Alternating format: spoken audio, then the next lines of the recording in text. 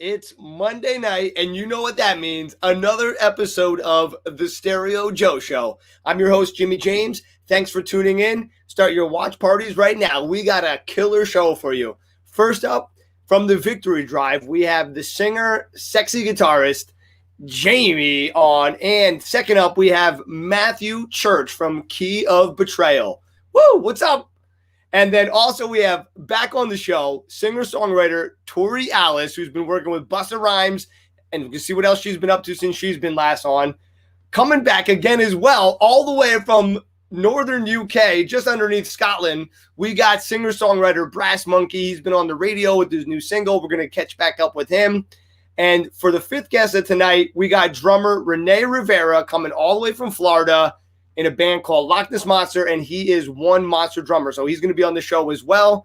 And then last but not least, we're going to be going to Remy, and she's going to be popping in on a little event that Joe Wooten is doing. And speaking of Wooten, we are really excited to announce that on February 8th, we are going to have five-time Grammy Award winner Victor Wooten on the show to tell us about his experience in the music industry. He's been playing quite a bit. He's in an awesome band called Bella Fleck and the Flecktones. I first saw him when he opened up for the Dave Matthews Band back in the, well, I'm not going to tell you when to give away my age. But we got a killer show lined up. We also got music by The Victory Drive, another debut song, and, of course, our video Stereo Joe, in case you haven't seen it.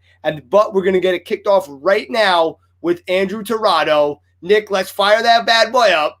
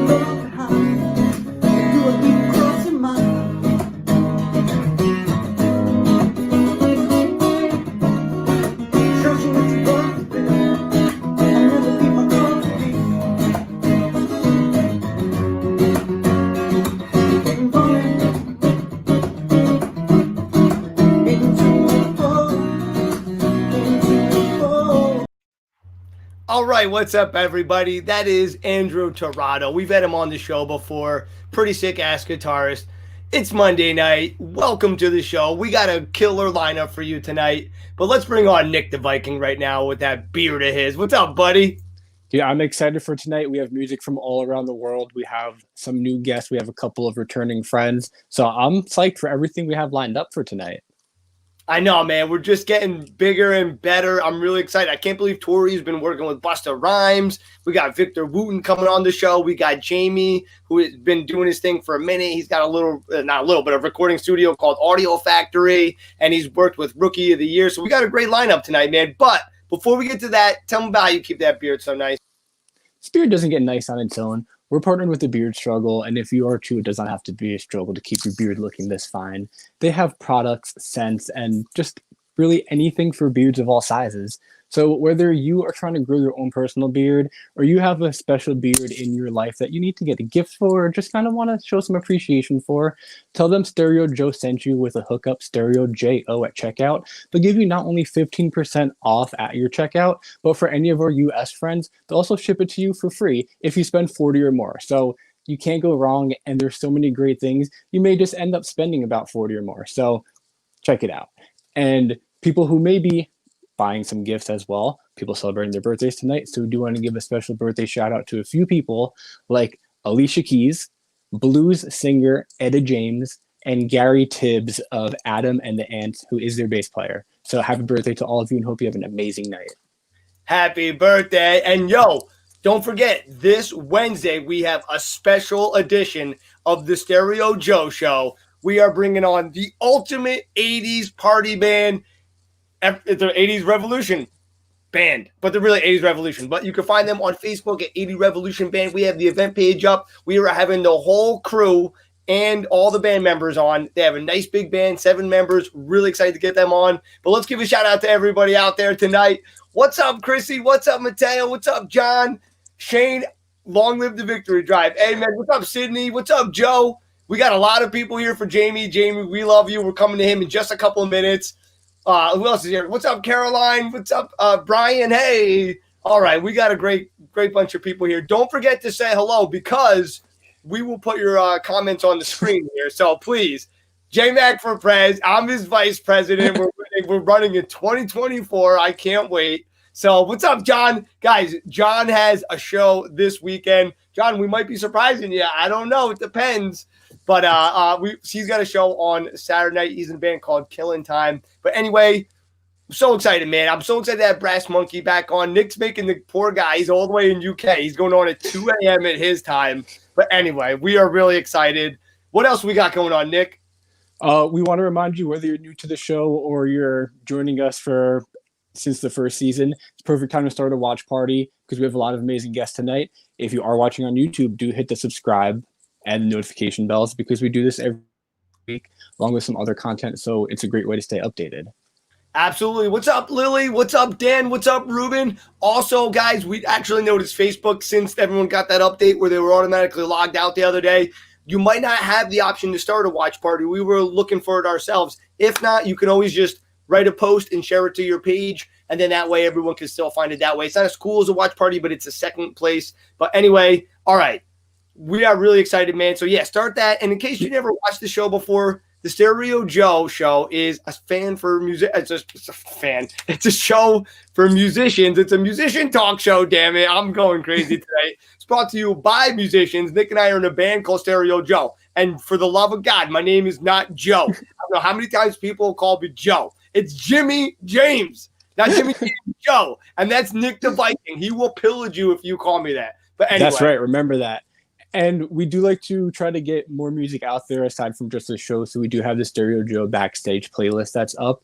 I will be posting the link to it just a couple moments in the comments. So if you want to check out some of our previous guests and some of our other friends, do check it out. And Nick has a page up on Pornhub that is blowing up. It's called Nick's Finest Hour. You're going to love it. You're not going to want to miss it. But anyway, okay. You know what? I'm going to Jamie. He's got some cute little animal in his arms. Nick, you're great too. And now that I talked about your Pornhub page, we're out of here, bro. All right. See you, buddy. I know Nick's going to kill me later. But guys, all right. We got first time. I should have had him on season 1, episode 1. Hey, what's up, Bri? Listen, this guy is the man. He is a singer. He is a guitar player. He does it all. His name is Jamie. He's from Victory Drive. Let's welcome him to the show. Hey, you plugged the Knicks, but why aren't you plugging my Pornhub page? Dude, your page is so big. I thought everybody knew about it already. No, it's the Minuteman because it's over too fast. Oh, well, if you're interested in the quickest 1-minute porn videos of your life, Jamie does a lot of pre-work, though, so it's really worth it. Now, who's this little you hold it in your hand? This is my son, Cheddar. Cheddar! Yeah, anyone tuning in that knows me knows Cheddar, or at least of Cheddar, even if they haven't met him. He's in all of our videos and pretty much everything. I love it, dude. You are blowing up. What's up, Casey? You are literally blowing up our board here. Everyone loves this dog. My brother, doggy. I love it. So anyway, it's been a minute since I've seen you in person. I think the last time I physically saw you was at the Drake Bell show, which just came up in my timeline. Now, was that an awesome show or what? Oh yeah, no, that was ridiculous. Yeah, and I'm hoping that Stanhope House survives the pandemic. I saw they were because that's where we were. I saw they were doing an auction with like some of the memorabilia, and I was like getting a little bit sad. But we already have one of the most important questions of the night going on here. It comes from Shane Reed. I got to bring this on stage, but hey, Jackie, someone did a comment real quick. That's why I didn't click the right one. Cheddar is coming on tour next time, right? Absolutely. He came to a couple dates last time. Why? I never got to see him perform. Yeah, I think he came when I was in New Jersey. He was brought up by one of my family members. Oh, that's awesome. All right, well, we got two things we got to talk about. Number one is the Victory Drive. Number two is Audio Factory. What do you want to kick off with the first? Let's talk about the band first. I love it. Yeah, all right, let's talk about the band. Let's talk about the history of the band. How'd you get it started? Well, basically, I was in a 4-man band that actually was doing pretty well at one point. We were signed to JLS Media Group, and then we got picked up by Soft Drive Records, which was Scott Weiland. Scott Weiland's record company. You all know him from Stone Temple Pilots, Velvet Revolver. But then things kind of went south with one of the guys.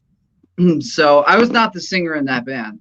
So the three of us that did not go south, we left and started the Victory Drive. Basically, I mean, I left, started the Victory Drive, and then they came. But yeah. So then we actually got lucky. There was a website called Pure Volume. People probably remember it, but so we threw up a 3-song demo. Like, we just recorded it, threw it up. And it just randomly got picked by their Pure Picks people. And so overnight I woke up and we had 30,000 plays, multiple magazines wanting to interview us, which we did, such as Substream Magazine. I remember going to the store and buying it and all that. And so that, so things took off pretty quickly. And it was pretty fast, like 2008, 2009, because MySpace continued to put us on the map, because there were all these spam programs you could get where you could, like, people were thinking you were sending them personalized messages, but you weren't. It was garbage. you would actually watch the program go through the process. It was really funny. And yeah, so but then of course everyone started spamming, and then that came to a halt, and by 2010 it was like, the Victory who? But whatever, it happens. But now now we're back.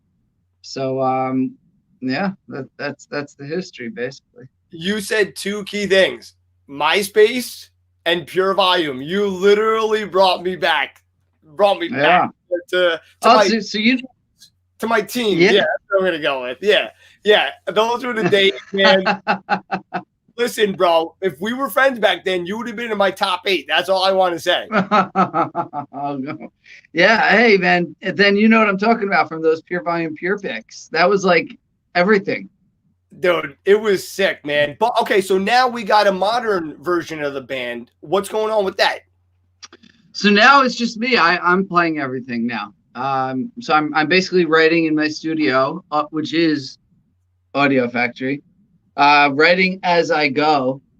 And yeah, so I'm doing pretty much all of it. And then for live, I still play as a band live.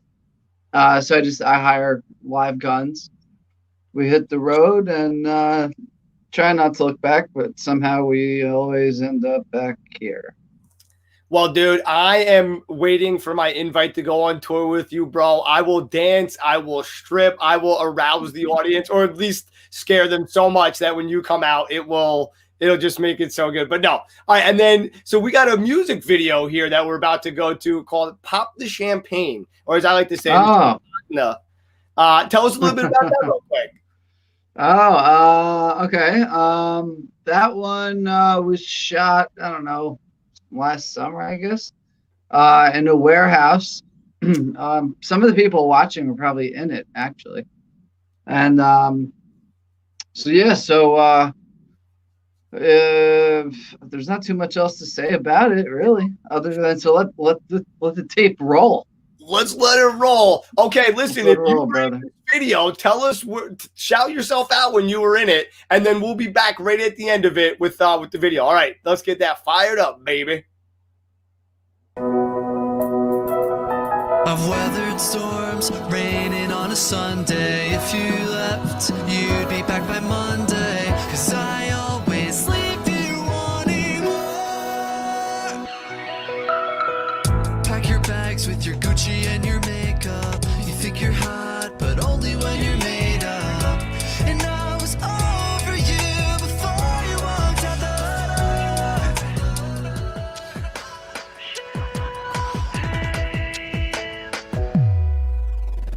You said you're out, so bounce and get gone. I got the cash, the Benz, the crystal. Scream my name to the wall. Dirty, dirty, I like it dirty, dirty. I'm gonna pop the champagne.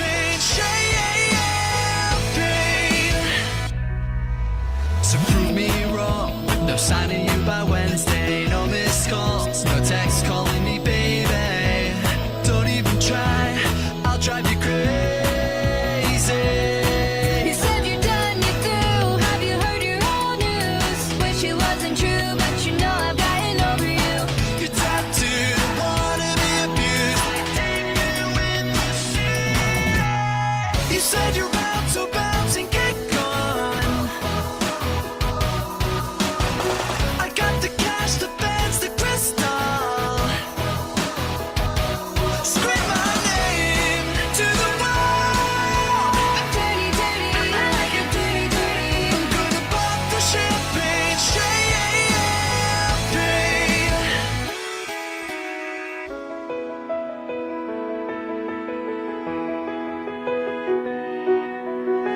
Say what you wanna say, I won't believe you anyway. So be on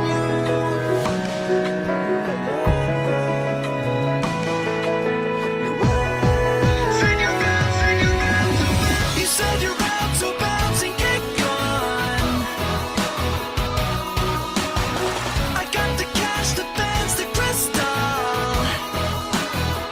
Yeah, scream my name to the wall. Dirty, dirty, I like it dirty, dirty. Scream my name. Say you're out, so bounce and get gone. I got the cash, the Benz, the crystal. Scream my name to the wall. All right, that was awesome, bro. I love it. That had Lexi Vito on piano too, I believe. Yes, it did. Yes, it did.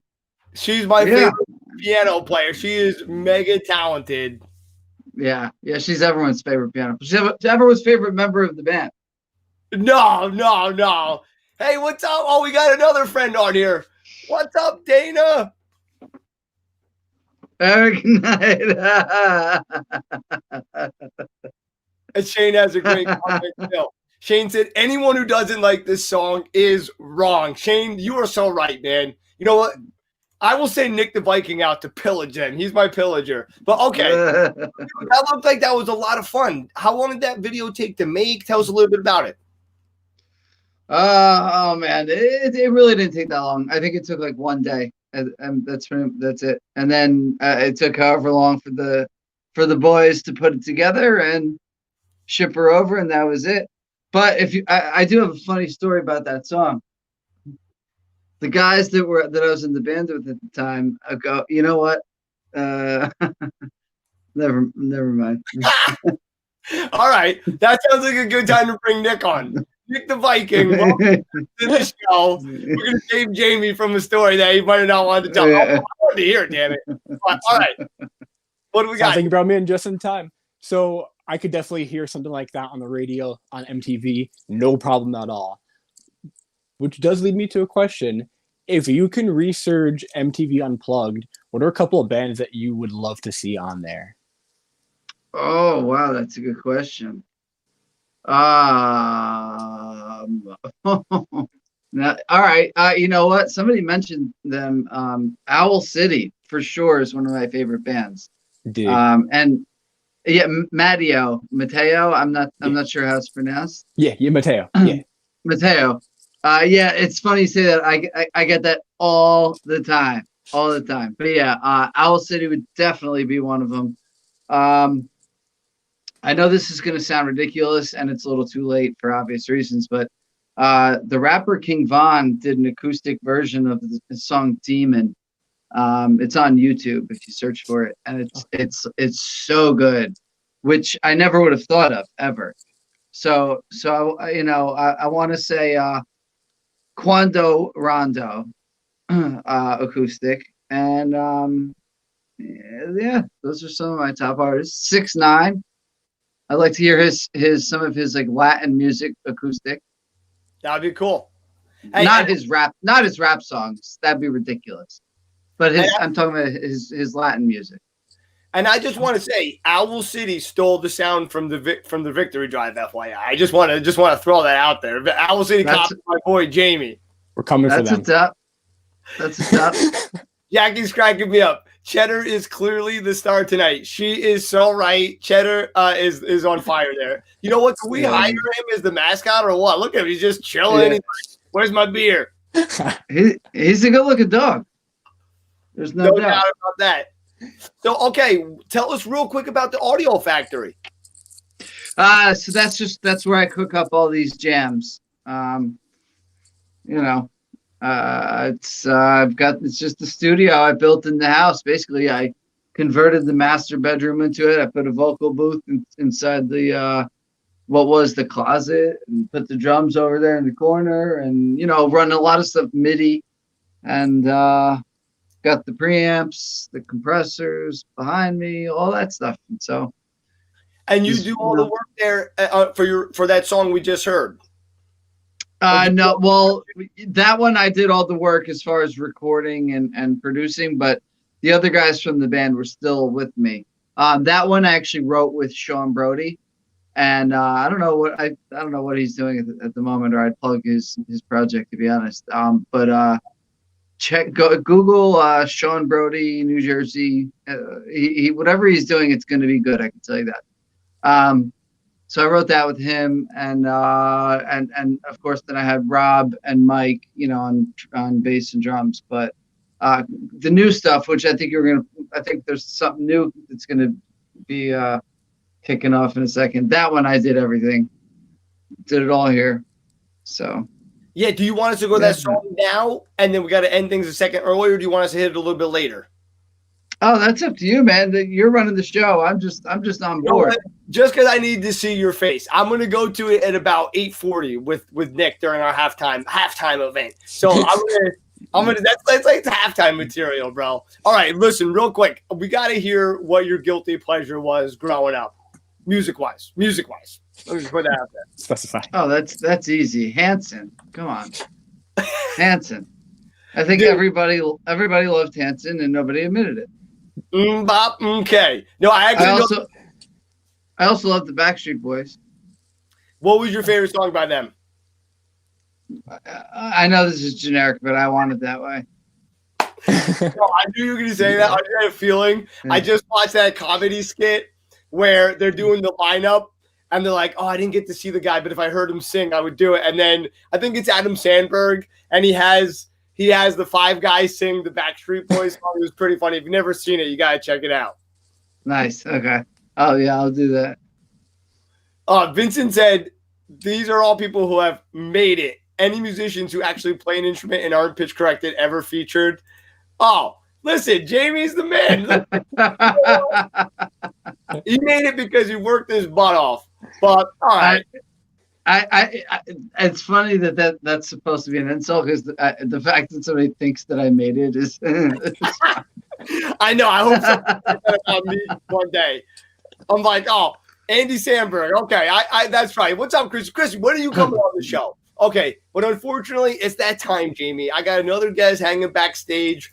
But where should everybody go to check out your music? We're on all the platforms. Anything, Spotify, Apple. If you don't have any of those, we're on YouTube. You name it. Tidal. Everything. We're on literally everything. You name it. New store pops up. We're on there too because I paid for an extra feature for that. So new store pops up. We're on there too. And don't forget MySpace and Pure Volume, guys. Go check them out. No. Jamie, thank you so much for coming on the show. It was such a blast. It's so great to catch up with you, and I hope to see you in person as soon as all this craziness is over. I hope so, man. This is ridiculous. Nick said Grinder. Well, he's real. Oh, no, Fiverr. Oh, shit. Okay. Nick's in trouble, man. All right, Jamie. Can't wait to see you soon. Bye, Cheddar. All right, guys. That was Jamie from the Victory Drive. He sings, he records, he does it all. Go check them out for sure. If you're just tuning in now, this is the Stereo Joe Show. We are a musician talk show brought to you by the Stereo Joe Band, me and Nick. And we're every Monday, 8 p.m. All right, we got another guest hanging in the stage. He would really appreciate it if you shared this right now to your wall so we can get some extra viewers. His name is Mathew Church. He's an awesome singer coming out of North Carolina, and he is in a band called Key Betrayal. Please welcome him to the show. Yo, what's up? How you doing? I'm good. What's up, man? Hey, welcome to the Stereo Joe Show. I'm so excited to have you on. And tell me, what have you been doing during this whole lockdown and COVID stuff? Somebody told me about a couple months ago, they're like, dude, you got to get online and play the online thing. And I was like, that's lame. Nobody watches that. It's such a waste of time. Turns out I was terribly wrong. It was really cool because, you play gigs and shows in front of 10 or 15 people, and then you turn your phone on in your own house and you don't have to load gear and you're in front of thousands of people in seconds. So I very quickly learned how much of an idiot I was and how successful a whole new thing is. And I've been trying my best to learn how to make the audio and stuff for that work. Yeah, that is part of the trick is a lot of people took their stimulus money and went out and bought a bunch of audio gear, which is, I think, awesome. And, I was the same way as you. It was like, the online streaming is but in light of everything, you almost had to, and it was like adapt or die. And it's been really awesome. So I'm glad to hear that you've had success with that. All right, we have Rene said, hey, Mathew, what's up? So she's one of my biggest fans that I actually met. Thank you for that. Come on here. She's one of the biggest fans I met actually through the online thing. I joined a group and started singing in front of a group. And then I met this lady, and then she starts sending me gifts in the mail and telling me how much she loves my music. And I don't even know how to deal with that. That's so crazy to me. It's like, whoa, I actually have like fans, like real fans, who write me every day and say good morning and stuff. It's so weird. That's so cool. And Terry said hi as well. So, yeah, I agree, man. It is really nice to have that. And it's a totally new way to develop a fan base. And it was funny. You said, you used to, play like to 10 or 15 people and lug all this equipment around. It's nice not having to do that, isn't it? It's extremely nice not have to do that. I can sit here and do it, at home in my own little studio, and it's nice. So I do want to tell a funny story because of the last guy I mentioned, his secret pleasure, the Hanson. And that got me thinking. I was like, I got an embarrassing story actually about them, and I don't normally tell anybody. But if you're going to do it, you might as well do it while everybody can watch it and all that. We need to hear it. So anyway, when I don't want to say how old I was when they came out because I'll show my age, but I was into them, and I remember I didn't have cable TV, but a good friend of mine did. Thank you, Nick. And so I went over his house, and it was the very first time I'd ever seen him. Never heard of him, didn't know nothing about him. I just saw a music video, and it was the Umbop video. And I went and woke up my best friend. And I'm like, dude, you got to come check out this band. You got to come see this band. And he's like, why? I'm like, the drummer is really hot. You got to check this chick out, and he's watching it, and he's like, yeah, that's a dude, man. He's like, Dude. I can't wait to tell people at school. And I was doing, please don't tell people at school. Please don't tell people at school. Dude, I've been there too. I remember we dressed up. It was like a Halloween show. We dressed up in drag, and my drummer was wearing these cheetah pants, and he was walking away, and I didn't realize it was him. I was like, "Oh, that chick's got a nice butt." And I turned around. I was like, "No, that's my drummer." Sal, if you're watching, I love your butt. Anyway, dude, it happened to us. What are we gonna do, man? You know what's funny? I know the bass player that was in Hanson. Oh, well, there's only 3 of them. So isn't it the 3? No. It was the one non-brother in the band. His name's Scott. He's from New Jersey here. The guy is a sick-ass bass player. He went to high school with my friend, and they always played together when he wasn't on tour. And what a life, man. Imagine growing up in high school, and you're in I saw him on the Grammys. Those guys are great, too. I mean, I watch them now. I've actually recently seen them play just acoustically, and I'm like, oh, my God, like such an underrated band. Like, they really, really... they just had that little stigma of that one little pop song, a little one-hit wonder. But those guys are all just pitch perfect. It's ridiculous. I'll tell you what. How cool is it though that to play with your brothers in a band? I played with my brother for like a minute in a band, and it was so fun. So that's really cool. But all right, speaking of playing with your brother, did you ever play with any of your siblings or cousins or anyone like that? My sister tried to learn piano for a while, and I think she got okay at it, but she never really put in the huge effort. I was the only musical person in the family. My other brother, he was more into like jacked up trucks and redneck stuff, so it didn't work out for him. But they're all successful in what they do. My sister's super smart. She's in college. Doing really, really well with herself, and I'm, a broke musician, but we all pick our paths, I know the life, my friend. My dad's like, what's wrong with you? I know it exactly well, man, but it's your passion. So, all right, well, you know what? You mentioned that you were doing shows, lugging them out, and then you were doing the internet shows. Do you have like a favorite memory too from either of those types of shows? From the internet shows? Yeah, from the internet or the old school ones. I was gonna say not from the internet shows. From as far as playing live, my memory right now is just having them at all. That's like my best memory is playing out. Just for people, I miss that so very much. But not really any one particular memory. Mostly just stuff that goes wrong at every show, and then you find a way to work around it. I think I've got hundreds of stories of just shit breaking, and I know all the other musicians on here who play in bands know exactly what I'm talking about when I say that. And the crap's breaking, and then you just make it work. I mean, you guys have your own band. You know what I'm talking about. There's always at least one thing that's not working. Pedals. Figure out a way around it. Yeah. Guitar pedals, damn it. All right, I realize I'm talking forever with you. I got to let you go to your songs. I'll be back, and we're going to check out your songs right now. Guys, stick around. Matthew's going to play some awesome songs right now. I'm just going to do a quick acoustic song. This one is on Spotify and iTunes, and y'all know all that mess. But anyway, this one's called Please Don't Leave. It's one of the first ones I ever wrote.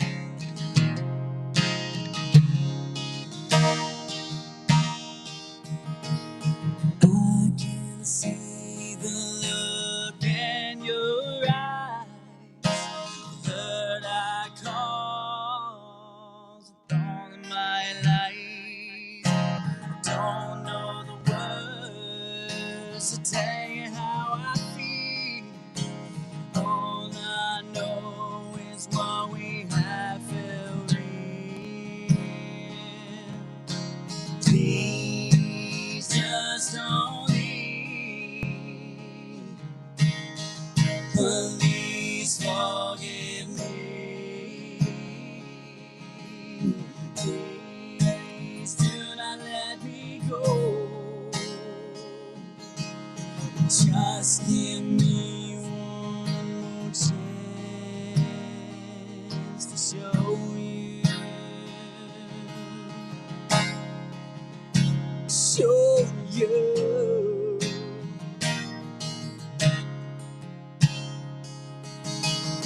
Explanations are all a lie. And I was wrong, I cannot deny. I can't seem to dream here without you.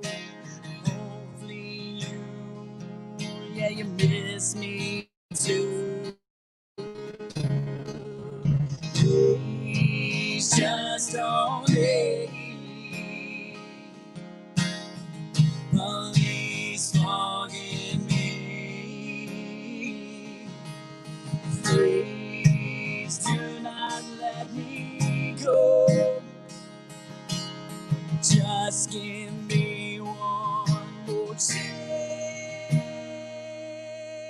show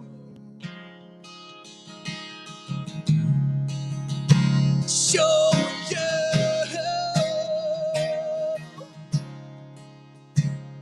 Show you.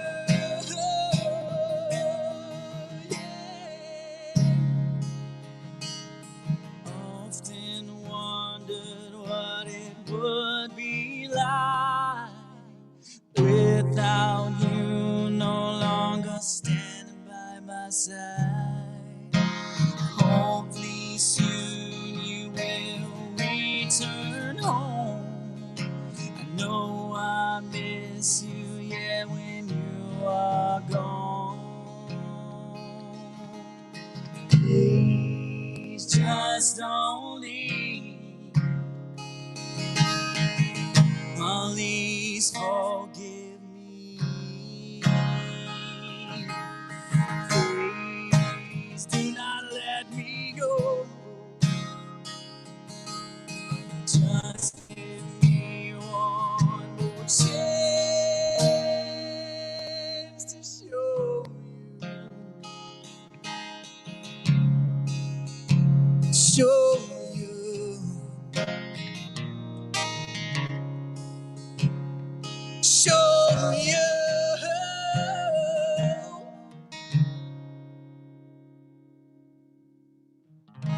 Thanks, guys. Ooh, try not to cry. Oh, that's nice. Thank you so much. I wrote that like so long ago when I was younger.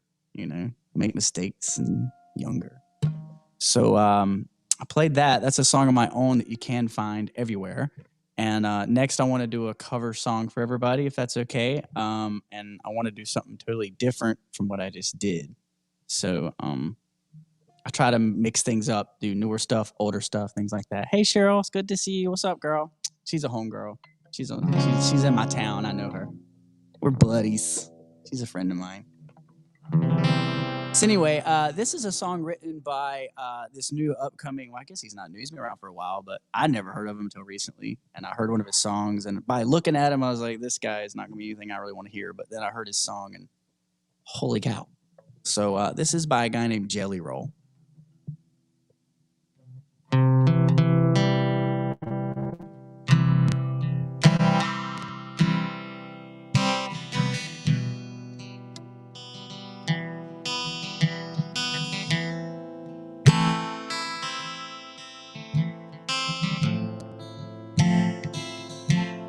Somebody save me from myself.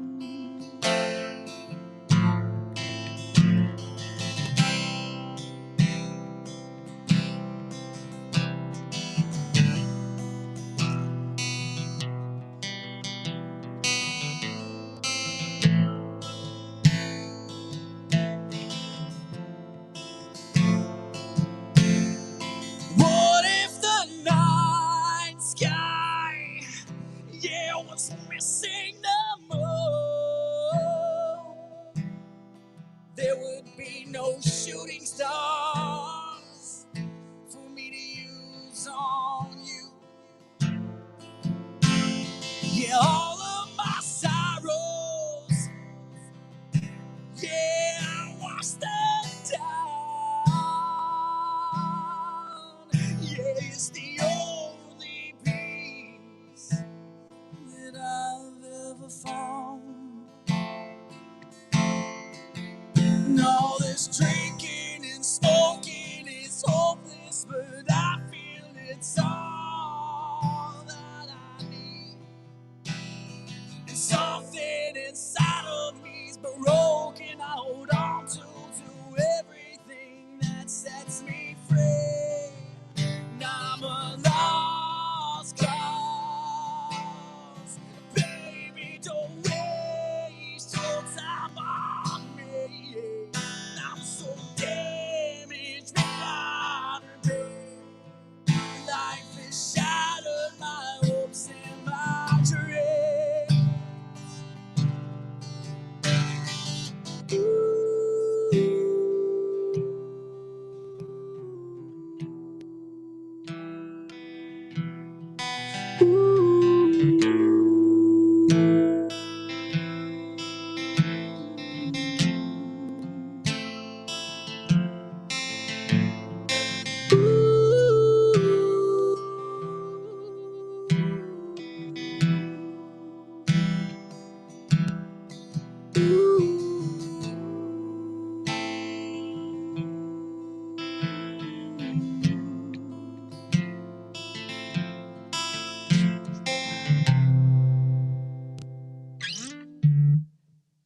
Woo! Don't Woo! be crying. Don't be crying. I didn't write it. It's really good, but I didn't write it. Honestly, you have an amazing vocals set. It's really impressive. I love it. I feel so bad because I talked too much in the beginning that we don't have any time to talk now. It's okay. I'm going to stick around and watch everybody else. Check out my band, Kia Betrayal. I'm not sure if you can see it on the shirt or not.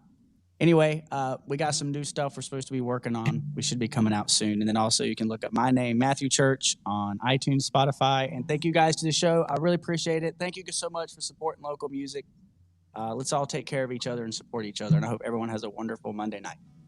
Thank you so much. And sorry to jet on you quick, but thank you so much for coming on. You are an amazing supporter, and everyone should go follow Mathew Church and Kia Betrayal right now. Thanks, guys. All right. See you later, brother. All right. All right, guys. We are going to a song. Nick, I believe we are going to Jamie's song, right? Yep, All right, let's do it. Going to that, and then we are going to our next guest, Tori Alice. She's backstage right now. She's been working with Busta Rhymes. We're going to her, but real quick, make sure you go follow Kia Betrayal with Mathew Church. Amazing voice. I'm so impressed. I feel bad the internet was screwing him. He's amazing. You're going to definitely want to check him out. But Nick, let's get this bad boy fired up.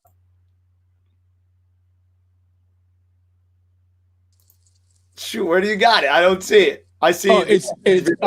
It's on the Andrew video. Okay. Perfect.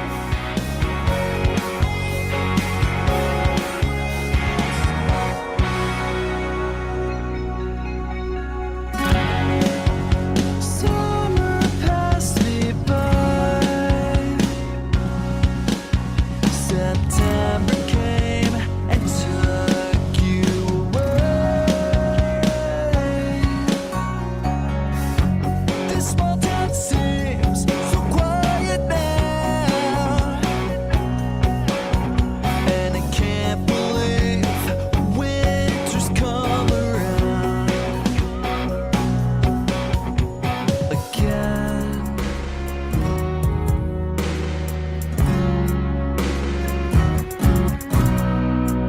And do you think you could stay? I'm feeling so sick since you ran away. Put me to bed and I'll be okay. I hope I feel better when I'm sober.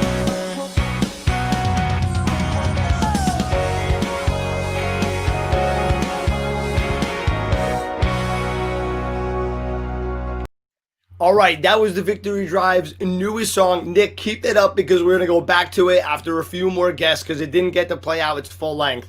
But I got to get to my next guest. So, all right, speaking of which, we have another guest coming up, Tori Alice. She plays guitar. She plays piano. She sings. She's been working with Busta Rhymes. What hasn't she been doing? It's been a minute since we had her on the show. I think it was all the way in the summer. So please give her a big round of applause and welcome her to the show. Hi. Hey, what's going on? I'm good. How are you? Doing well. It's been like at least a half a year, at least. Yeah, Maybe it's been even since, longer. The summer, I think. Yeah, so like 7-8 months. You've been pretty busy. What have you been up to? Well, I've just been writing more stuff. The guy I'm working with, I'm not working with Busta Rhymes, but he has been. Oh, shoot. Okay. Yeah, but he did. Clarify that right now. Sorry. No, it's okay. But it's still really cool that like I'm working with someone who got to work with somebody who's so like iconic, I guess. So it's been pretty cool. Yeah, absolutely. So that's a guy that's been producing your stuff. Well, we didn't get in the studio with him yet, but we're going to be really soon. Like when all this COVID stuff slows down, because he's worried about that. But I understand. So. Yeah. Okay, that's what someone was saying before. Okay, you know me. I'm us guys. We like half listen. We're like, sure, yeah. But okay, so that is really exciting. So you are going to be doing some big stuff coming up. And I remember last time we had a couple songs for you. So you've been taking this time to write and do stuff like that. Yeah, I've just been trying to like be as productive as I can because there's not really much to do. So I've just been writing like a lot of music. I've been trying to like experiment more with like different sounds and stuff. Just trying to see like what I think fits me, like where I want to go next with like new music I record and stuff. Yeah, absolutely. Have you like in like the past half a year, have you like started to like any new types of music or any new genres or anything like that? Yeah, I think I've been really into like R&B, but more experimental R&B, so like The Weeknd and stuff like that, because it's like music that doesn't really fit a mold, so it's like, but it still has that like basic like R&B undertone that I like a lot. So I've been trying to experiment a lot with that sort of style, if that makes sense. Absolutely. Yeah. Weeknd's been blowing up. And like you said, he grabs like so many different elements into his music. And I was going to say, I kind of already know that about you because you play multiple instruments. Yeah. And it's really cool. So I remember I asked you last time, but do you still have a favorite, like guitar or piano or singing? Well, singing's definitely my favorite, but when it comes to like instruments, it was guitar. It was piano for a little, but I think it's guitar again because I've been like playing that a lot recently. So, Do you find it easier to write songs on the guitar?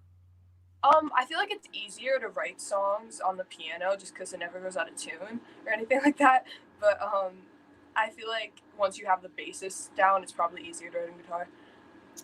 Yeah, it's really cool. I'm jealous. I wish I could play piano. Like you do awesome, and you have an awesome voice. I'm so jealous. Like you do it all. So, all right. Well, what do you plan on doing going in the future? Hopefully just like record new stuff that I've been working on. So I've written a lot of songs during quarantine, like so many, just because I have nothing else to do. So, but I just hope to like record them, release them, try to promote them as best as I can. And just like the usual music stuff.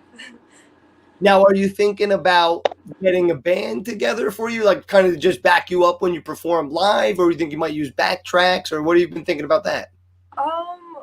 Well, every time I've performed live so far, it's been like acoustic, so I've kind of just done it myself. But it would be really cool to have like a band behind me playing instruments. It'd be so cool. So hopefully, I can do that soon.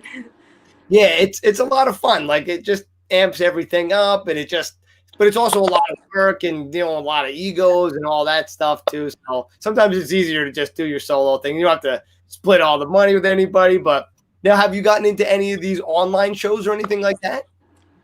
I've done a couple of like radio stations. I've played my songs, which has been pretty cool. Like small radio, like internet stations. So that's been pretty cool just to like hear it, like know that other people are listening to it. Is just such a cool feeling. It really is. It's like the first time you hear yourself, you're like, oh shit. It's like really exciting. I know. But all right. Well, I'm really excited. I think Nick has one of your lyric videos we were going to play, and we're going to get that rolling. And then we'll be right back on the other side to ask you some more questions. I want to hear what your favorite dessert is when we get back on the other side. Sounds good. All right.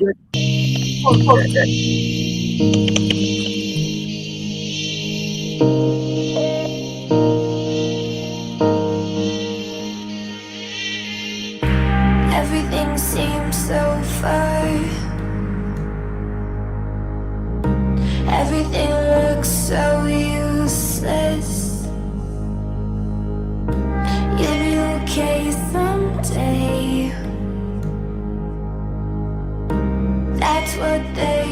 all say. Can you tell why I feel I'm drowning? Running in circles to search for miracles. To search for miracles. Maybe I feel so empty, or am I just too sorry? Maybe I'm looking for something, don't know where I'm going. I'm wondering, wondering, where am I going? Just wondering, wondering, where am I going? Everything seems so distant. Everything seems so distant. Maybe we need some answers. You'll be okay someday. That's what they all say. That's what they all say. Can you tell why I feel I'm drowning? Running in circles to search for miracles. To search for miracles. Maybe I feel so empty, or am I just too sorry? Maybe I'm looking for something, don't know where I'm going. I'm wondering, wondering, where am I going? Just wondering, wondering, where am I going? Can you tell why I feel I'm drowning? Running in circles to search for miracles. To search for miracles. Maybe I feel so empty, or am I just too sorry? Maybe I'm looking for something, don't know. All right, that was Tori Alice's video. You can find it on YouTube. I threw up the links before. Let's get her back on the show. Hey. Hi. All right, so I want to hear your favorite dessert, and I also want to hear a little bit about that song. But let's go to the dessert first. Probably okay. This is gonna sound weird, but those coffee drinks that have like whipped cream on top, that's probably my favorite dessert. From Starbucks or Yeah. Dunkin'? Oh, Uh, yeah. Starbucks. Starbucks. I think they're a little fancier. I mean, Dunkin's good if someone's bringing it to you, but if you're going out, I love it. All right, get this girl a Starbucks gift card. No. All right. So, all right. And then I want to hear a little bit about that song. Where'd you get the inspiration for it? That's actually kind of an old song. I'm 18 now, but I think I wrote that when I was 14. Oh, wow.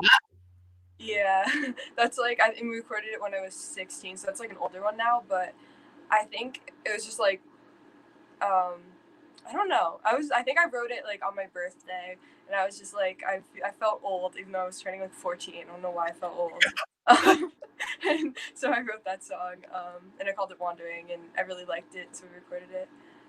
That is really cool. I'm jealous because I don't know if I was writing songs when I was 14. But all right, Mathew said, love the words, very relatable by many at some point in life. I would agree. You know, searching for miracles, and of course we're all wandering through this crazy life. So very cool. All right, let's bring on Nick the Viking. I know he's always got something to say. First, I'd like to compliment that song. I thought it was an amazing song, and I definitely could hear that on the radio, no doubt about that. I did want to ask, because you mentioned that you did a bunch of performances prior to everything shutting down. Do you have any like pre-performance things that you like to do, or even something after a performance you like to do, or even like a favorite food you would eat after a long night? Well, like when it comes to before performances, obviously, you know, like vocal warm-ups and that stuff helps a lot. But afterwards, I think it's just like a lot of adrenaline. So you just like want to, you know, like even just listen to music afterwards, like helps like release adrenaline. And I don't know, it's just fun to talk to people and ask like how you did and like reflect on what happened. Oh yeah, absolutely. Yeah. The night after the show, there's so much great energy. Yeah, definitely. Okay. I was gonna ask, what was the first concert? Oh wait, are you muted? No. Shoot, can you hear me, Tori? Yeah, I can hear you now. Sometimes Nick can't hear me. But what was the first concert you ever went to? I think it was the Jonas Brothers and Miley Cyrus. It was like they were performing together at the Prudential Center maybe. I was like 5. It was really fun though. I remember it. Oh, wow.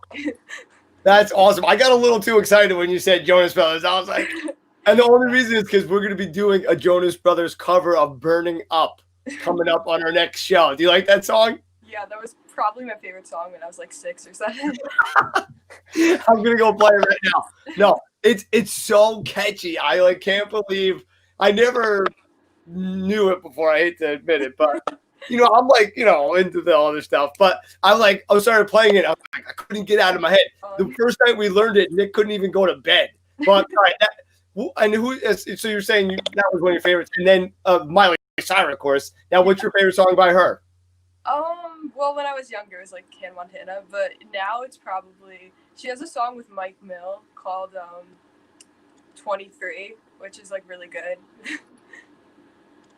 I gotta check that one out. Send it to me after you get off, if you don't mind. You know me. I gotta because I just heard the Jonas Brothers song from 2008 this year, so I definitely need to get caught up here. But yeah, I was gonna ask you if you could go on tour with one of these bands, or Miley or Jonas. Who would you pick to go on tour with? Like anybody? Out of any artist ever? Yeah. Probably right now I'd probably say The Weeknd, just because he's my favorite artist, and I just I like his work, and I kind of try to his work inspires my work a lot, so probably him. So you do a lot of covers. You mentioned a lot of original songs. You mentioned you are going to the studio soon when things open back up. Yeah. But if you were to do some covers and release an actual cover album, what are a few songs that you would make sure that would have to be on there? Back to Black by Amy Winehouse, definitely. Just because I think that one shows my vocal range pretty well. And then I'd probably do Gasoline by Halsey, just because I think that fits my vibe a little bit right now. And then Someone Else by the 1975, definitely. Oh, that'd be awesome. That'd be like a cool little mixtape going on right there. Definitely. That is all. There we go. Okay. No, go ahead.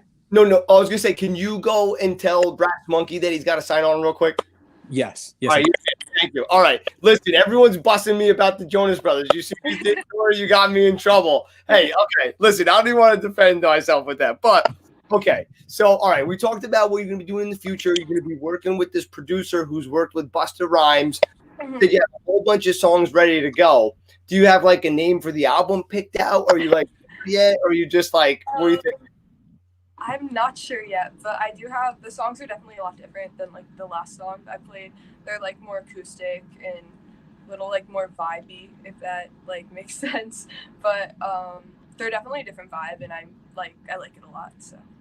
Well, yeah, you were saying the R&B music is been influencing you a lot. Is there anybody else is music outside of R&B that might be influencing country or rock or some of Dad's music that he made you listen to growing up? You're damn it. I honestly listen to everything, which I'll go from listening to old Taylor Swift because I like her a lot to listening to G-Eazy. I listen to everything. Rap music also influences me a lot because I listen to rap a lot. So that's also had a pretty big influence on my music recently too. So are there going to be any raps in these songs?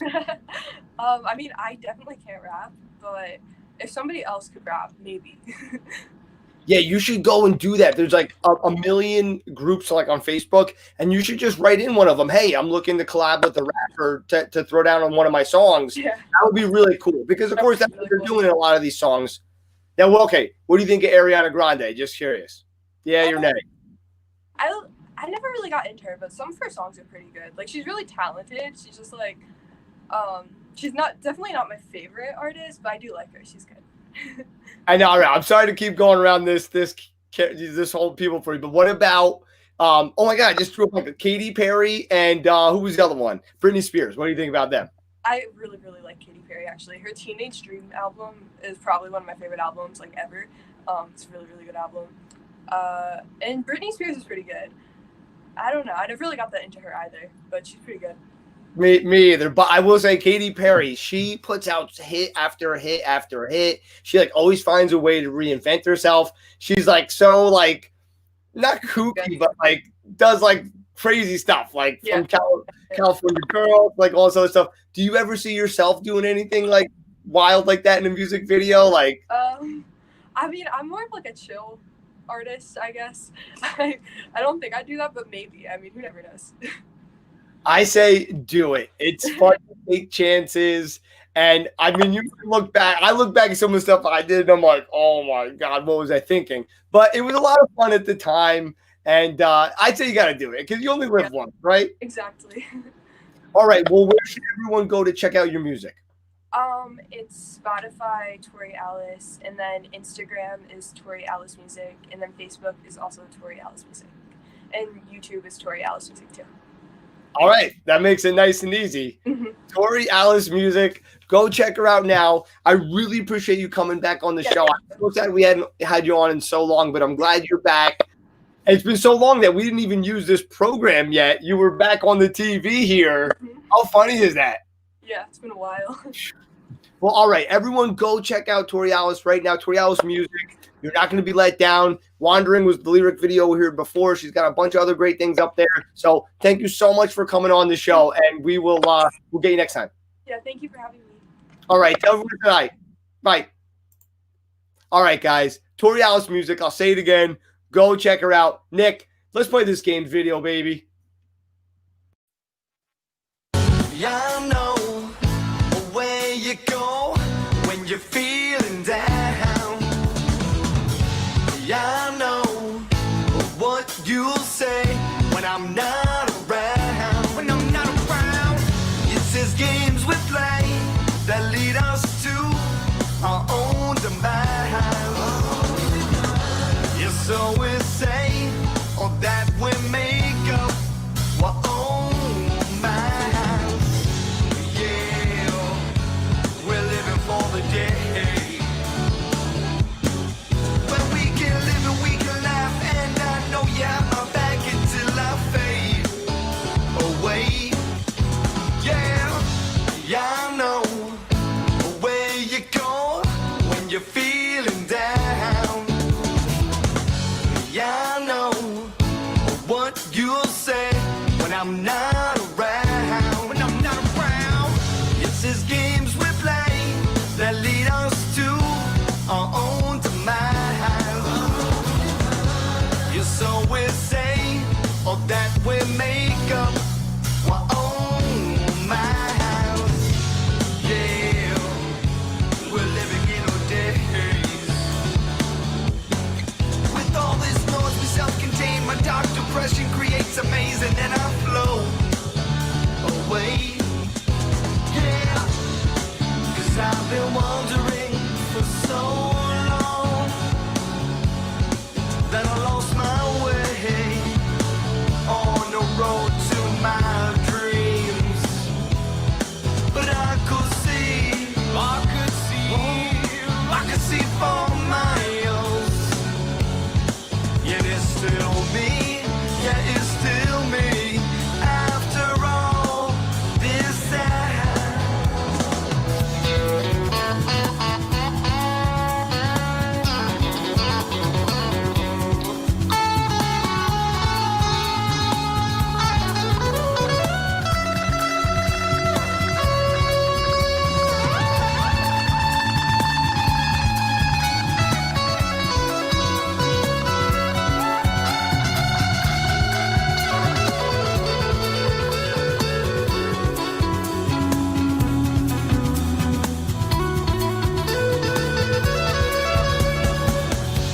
Yeah, I know where you go when you're feeling down.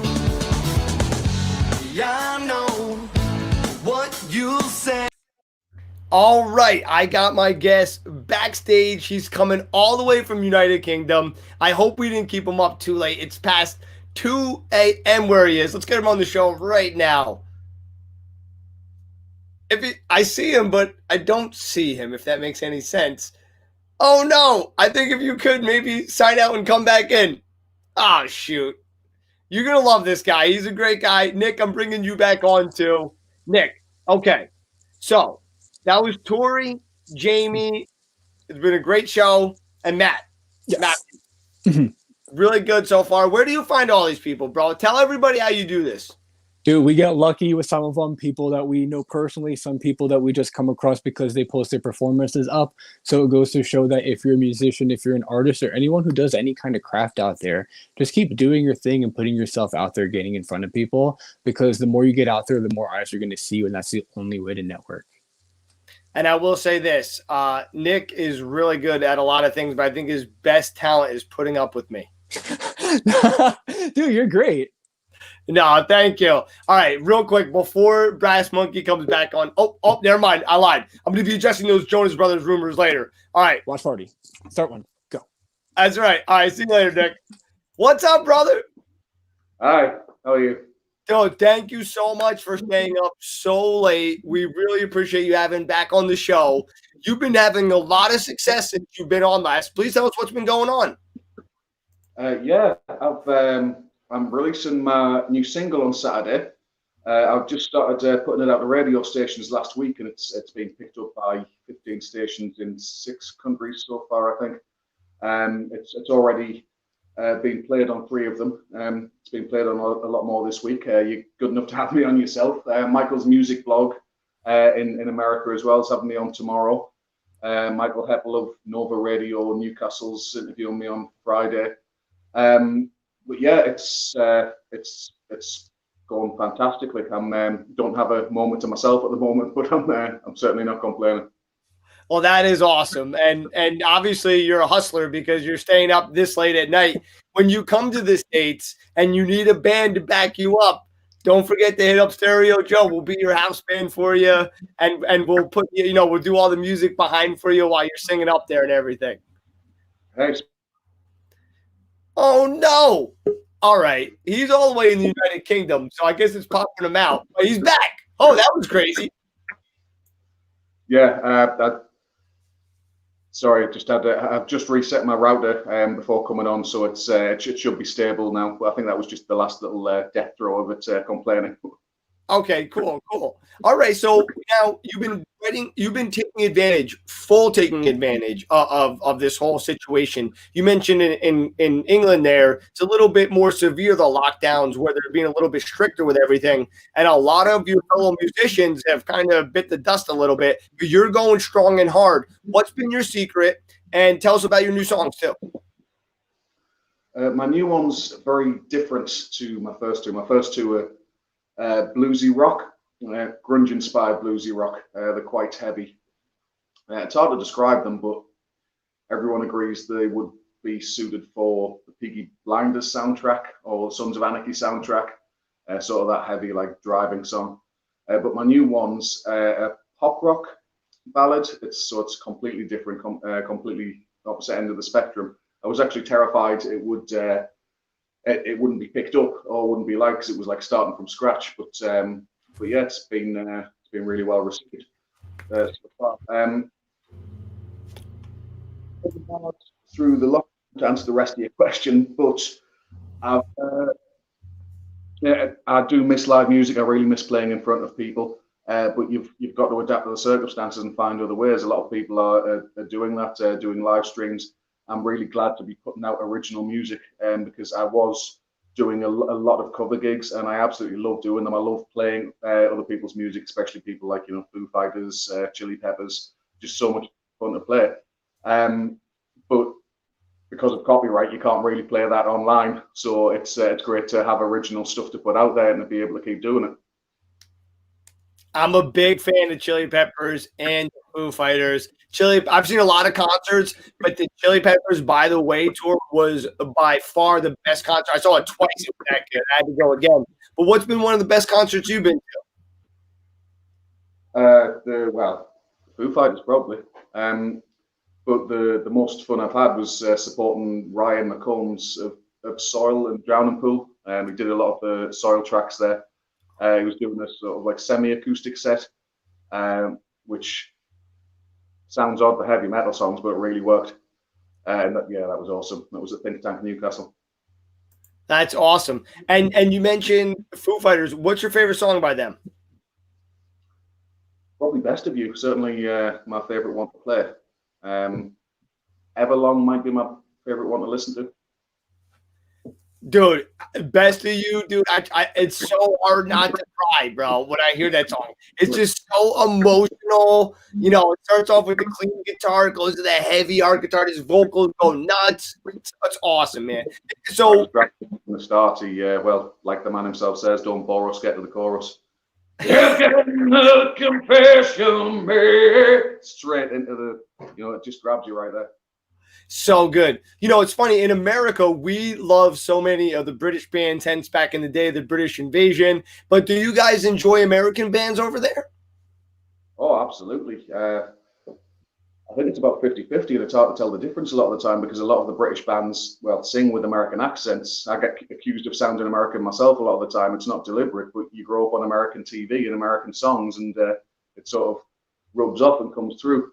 Plus, regional accents are harder to sing in. Some bands pull it off, like the Arctic Monkeys, and do really well in it. But yeah, it's when a band pulls that off, it's always unique. That's cool. Yeah, I love it, man. I love it. Well, listen, I feel bad. We got started a little late on your interview. But real quick, let's go to your music. Fantastic. Let's do it.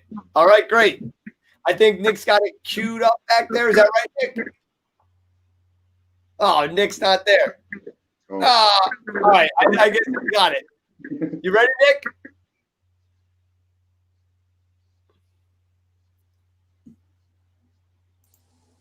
Nick, what's going on, buddy? Oh, Are you ready? read your text. He's gonna perform. Okay. All right. Are you? If you're ready, let's get you going. Do you have your guitar? I do. Play instead if you haven't got the vid. Let's see. This one's called Breadline.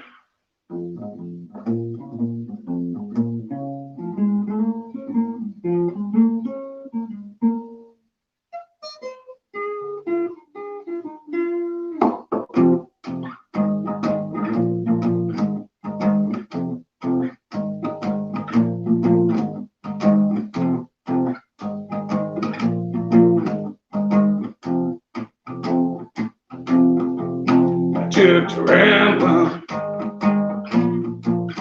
girl, I didn't have no place to go. Took to gambling,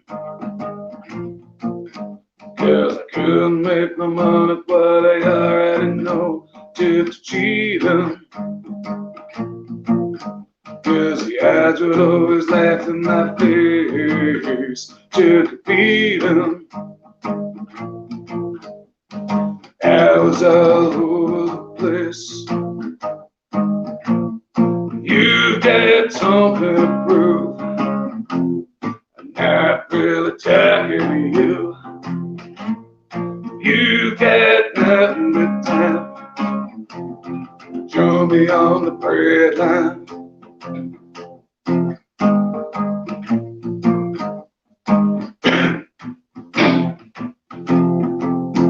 Took the wrong road. Guess I didn't see the sign. I took a hard road. Ran round circles while wasting my time. I took the wrong way. And I've still got nothing to show. 'Cause it's the wrong way. Tell me something now and I didn't know. You got something to prove. I'm really not talking to you. If you got nothing but time, join me on the bread line. Join me on the bread line. Join me on the bread line. Come on, baby, tell me when it's feeding time.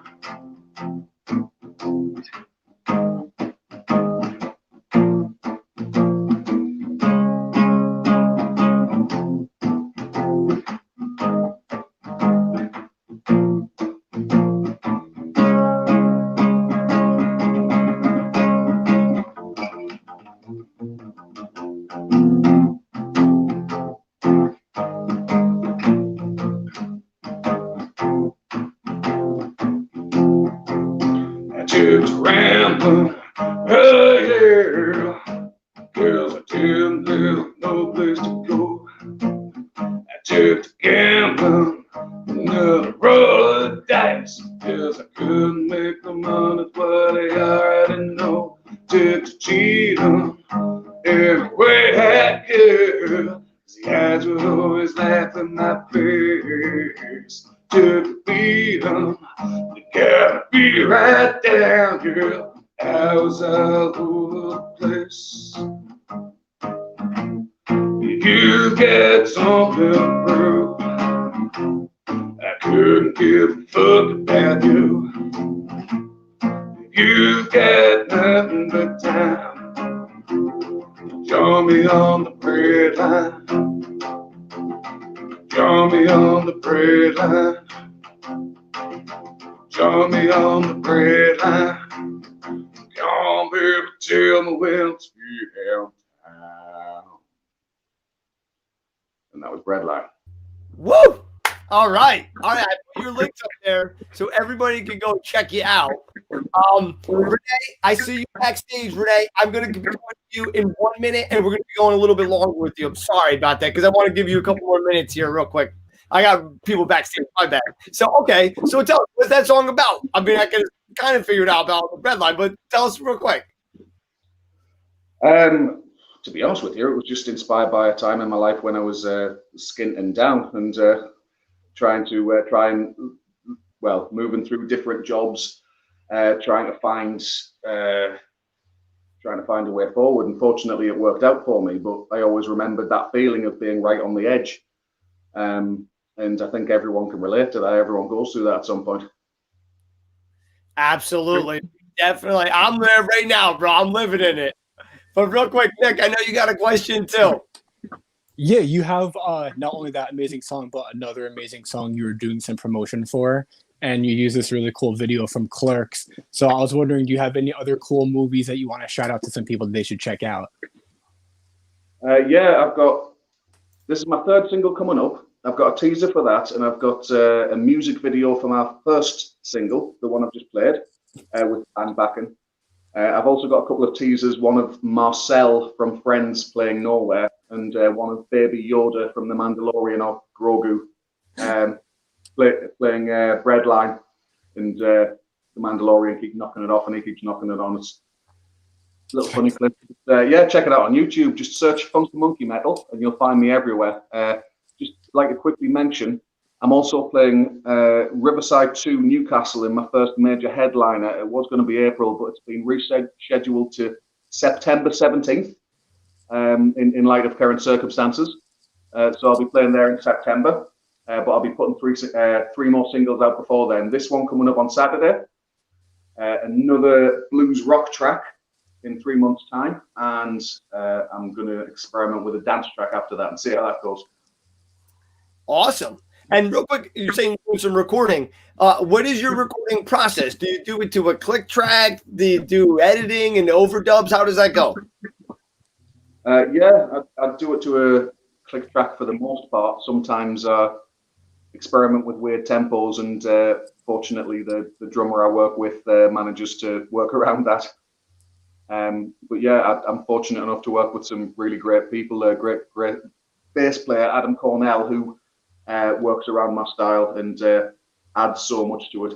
And my producer is also a fantastic drummer, John Timney. So he's everything that I do that could make it awkward. He just works around like that and makes it even better. That's awesome. It's always convenient to have someone like that just knows how to work with you and knows your sound. And I'm sorry, you might have said, but how long have you guys been playing together? Actually, we've just recorded this single together. So this is the first time we've just come together for this. My first two were produced by Neil Gibson, and he added all the backing. He added the drums, he added the bass. He was basically a one-man band himself. I just turned up with my guitar and my voice, and he helped me add everything else. He played the lead guitar, the drums. He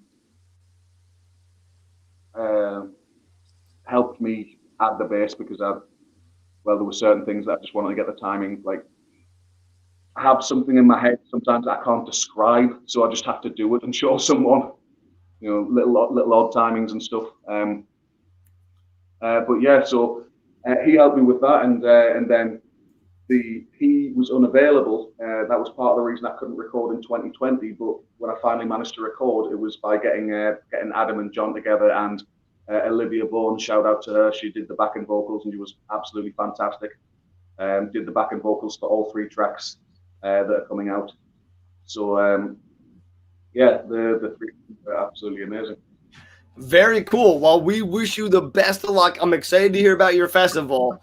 We'll definitely have you on before that, but I want to get you on around that time too, because that's really exciting, man. I'd love to be a part of that. So it's really cool. Like I said, if you ever come here, we'll be your band for you, and we're going to get you some real pizza. If you've never had pizza from New Jersey or New York, you're missing out on life. People who move out of New Jersey, even to other states in New Jersey, like, the pizza sucks. So I got to get you the good shit. I'm going to hold you to that. I can't wait. Well, all right. Thank you so much for coming on the show. Thank your neighbors for letting you play so late. And we'll talk to you soon. Thank you. It's been great talking to you. Great talking to you too. Later, brother. All right. That was Brass Monkey. You could find him on Facebook at /Funky Monkey Metal. Great guy. We've had him on the show once before. Trooper for staying up so late. But anyway, thanks so much for coming on, brother. This is the Stereo Joe Show. We are an internet music talk show for musicians, by musicians, bringing you awesome bands from, of course, all around the world. And right now we are going down to Florida, and we are bringing on a drummer from the band Lochness Monster, which is so cool. And he is a monster of a drummer, so I think the title is very fitting. Please welcome to the show, Rene Rivera. Hi, Hey. how's it going? Doing well. How about you? I'm doing well, brother. Thanks for having me on. Just very grateful to be here, and yeah. So I'm excited. We were talking a little bit earlier, and you're actually in New York, but then you moved out to Florida. You're a transplant. How did you adjust to that weather change, man? You had snow to hurricanes. Dude, I'm not gonna lie, it was interesting. Not too bad because I transplanted when I was still a kid, but I'm still in New York at heart. I go back up to the city as often as I possibly can. Summer times, brother, are brutal. Like, you literally walk out of the door, you turn the key to lock your crib out, and you're drenched in freaking sweat. Like, the humidity is like insane. However, I will say this though, the few times I've gone up to NYC in the summertime, I wanted to die just as bad, because at least we get like coastal breeze. But up in New York, dude, it's a giant cavern of nothing but buildings and whatever. So there ain't no breeze coming through anywhere. So you are sweating your freaking cojones off everywhere you go out there. And they have AC galore down in Florida. Every place has AC. It's always like so nice and cool. So that's good at least. Oh yeah. Yeah. If you definitely want to make a 6-figure income, come down here if you're licensed as an AC repair guy, and you'll be good. Yeah. Yeah. I didn't even think of that. That's a great idea. What's it like to carry all those drums in that heat to a gig, man? Oh my God. Bro, I've been playing for 22 years. I love it.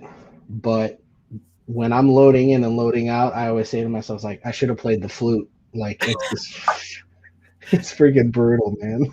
That's when you start cursing out your vocalist. You're like, damn you, they just carry a microphone. Somehow they don't even carry a PA if you need it. You're like, you bastard. I play with a bunch of girls that sing too. And of course, they're not carrying in the PA speakers.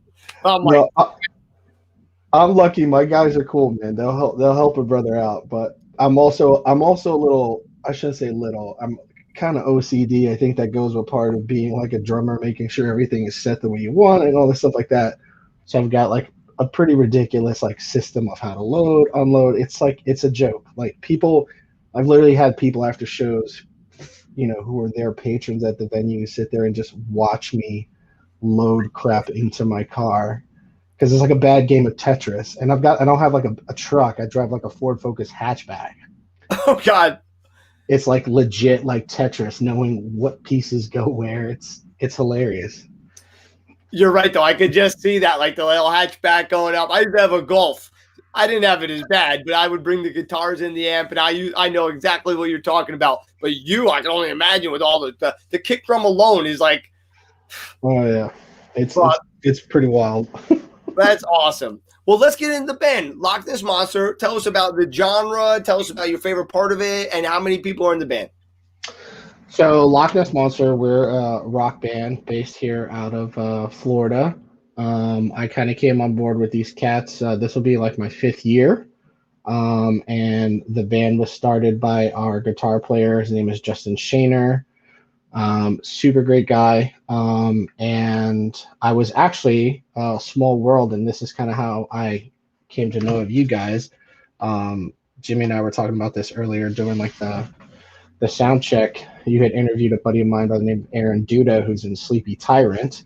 And I was living up in Richmond for about a year, kind of playing with a project he and I were in, and a good buddy of his by the name of Jesse Wygant named Josie McQueen. So when I kind of retransplanted back to Florida again for a little bit, I was just looking for a band to get, connected with. I did the cover scene for a little bit and it was fun, but getting that taste of doing original music and the challenges of trying to, push your own creative elements. Justin found me, and since then it's been history. So there's four members in the band. So myself is drums, Justin is lead and electric guitar. We have Brad Evanson, he's our bass player, and then our vocalist Bruce Donaldson. So that's Lochness Monster. That's awesome. Yeah, and a lot of people that don't play music don't really understand the difference between being in a cover band or a band that does primarily covers and being an original band. It's two different experiences. I'm like you. I love the original stuff, so I get it. But yeah, it's not easy. It's challenging. Yeah, it's definitely it pushes more of the creative elements, and it kind of forces you out of your comfort zone. So sometimes you're, at least in my end, when we're rehearsing and trying to like create or songwrite, I'll pull some crap out that I've been like, I've been trying to figure this damn pattern for God knows how long. And all of a sudden it just like came out and I'm like, ooh, but I can make it better, and just kind of building. Where, conversely, if you're in a cover band, the cover bands that are lucrative and are making it, such as like the tribute bands, because there's a huge push for tribute bands all over the place. Like those guys are paying full homage to the icons and the legends that have preceded all of us. So, there's a certain level of complexity on that side too. I mean, if you're going to do a Led Zeppelin tribute band, you better be the master of that John Bonham triplet if you're behind that drum kit for damn sure, and so on and so forth. So it's two different monsters. Ironically, the country band the band I should say, cover band I was in was actually a country band, which is pretty big down here in South Florida. How'd you feel about that? Dude, it was dope. It's so cliche to say it. Like, if you're a musician and you play, you get that comment like, well, what's your favorite style of music? And then you get that obligatory, well, dude, like I really like everything. And I'm one of those guys who genuinely, if you looked at my iTunes account, your head would explode. You'd be like, what the hell is half this crap that's even on here? I love jazz. It's one area that I wish I had excelled in. I could BS my way through it, so to speak, but that was actually kind of my lure for joining the country cover band years ago, because there's a couple of those twangy shuffle kind of grooves that kind of give you the illusion that you're playing jazz with a swing ride.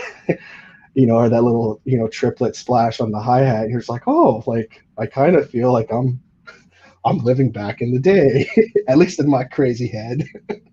I love it. And I think that's really cool, man. Oh, sorry, keep going. No, sorry. No, I was gonna say it's really cool. I agree. Like taking a little bit of everything from everybody. And if you're in an area where country's big, I can see why it would be enjoyable to play too, because you got a lot of people at the shows. The audience is getting really into it, and that's just the whole thing. That's why I do covers in my band, because I just love getting the audience into it. And then when you play your song next, they're a little bit more into your song. So you guys were doing a bunch of shows before COVID happened. What's it been like since COVID for you? Dude, it's been rough, and I think it's been, it's kind of an understatement pretty much for everyone who's in the biz, just kind of trying to get out there and do stuff. Even the pro cats are kind of feeling the burn, and it sucks. So we're trying.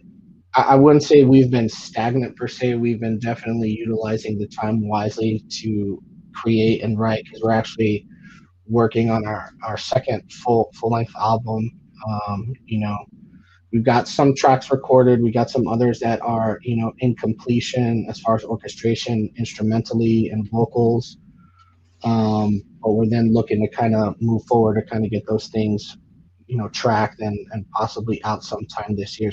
There's some other interesting, cool stuff that's, in the works for us. We've, ironically, and definitely a blessing, amidst the zombie apocalypse, we've definitely found favor with a gentleman here in South Florida, or I should say Miami, excuse me, who for all intents and purposes, Miami is a music city, so to speak, as well, but it's mostly focused on the Latin market or whatnot because there's such a high Hispanic population down in MIA.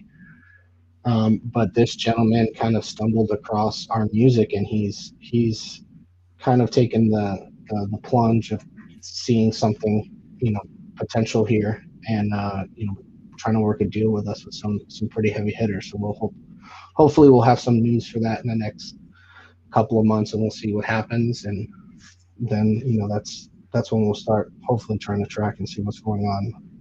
You said something that just got me thinking. Spanish food is so freaking good. You got great food by you or what, man?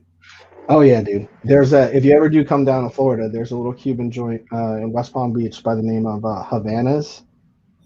It'll melt your face off. I love it. We have like a place in Montclair called Cuban Pete's, and no joke, you go in the summer, you're waiting an hour and a half just to get a table, and it is freaking worth it, dude. Just some of the best food ever, man. Oh, there's also golden rule is, and this, like being up in Jersey or whatever, like, yeah, the fancy joints are great, but the hole in the wall is like sometimes the best bang for your buck. And there's another little spot like right by the airport, like it would skeeve most people out, but if you go in there, dude, they have some incredible like homemade, like you're just like, oh my gosh, this is amazing. I love it. I love it. And one of our fans, Mathew, was mentioning you got that cool Rush picture back there. I see Sgt. Pepper's above that. Who's on the top there?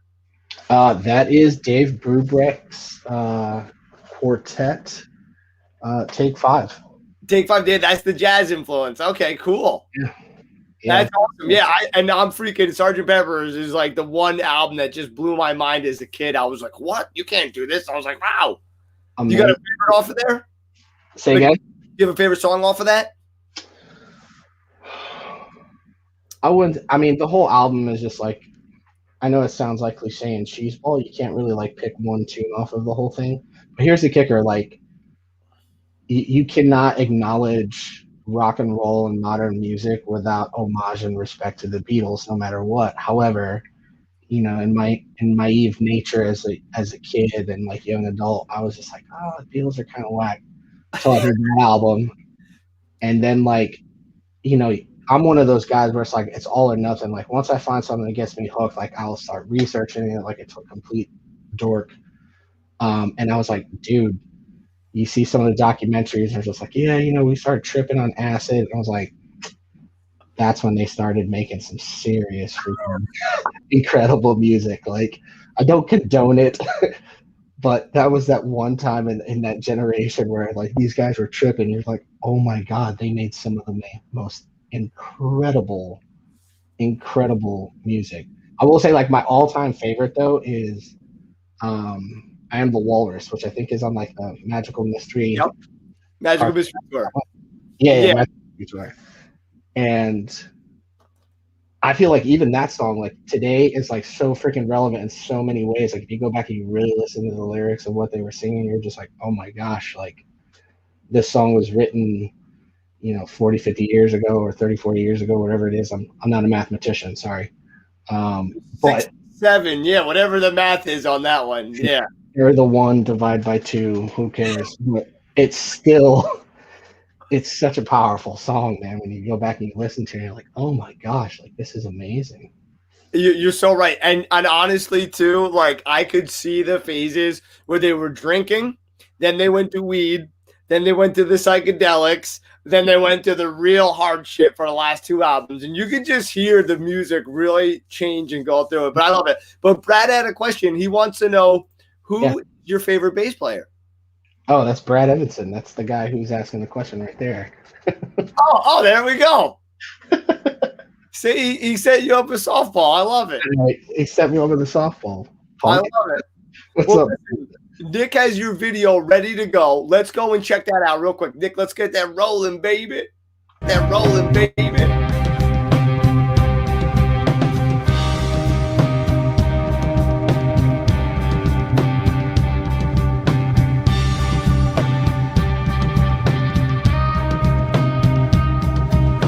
Asking myself, define what's left, holding my breath, drunken roulette, knife in my chest, skin off my back, suffering lost, fade into black, ever since I learned of your true nature.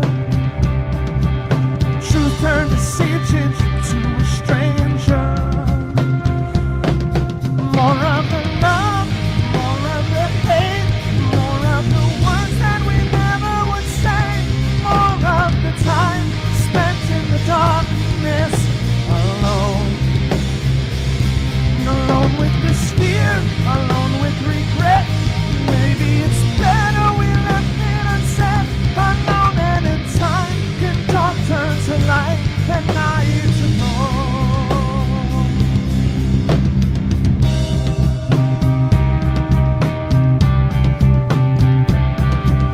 Temptation mind, reason maligns, seasons take time, clouds don't rewind, pain in the past, the smartest mask, gripping the glass, jawful at last, I only wanted to settle the score, betrayed by weakness of lusting for more, more of the love, more of the hate, more of the words that we never would say, more of the time spent in the darkness alone. Alone with this fear, alone with regret. Maybe it's better we left it unsaid. Alone and in time can dark turn to light and night.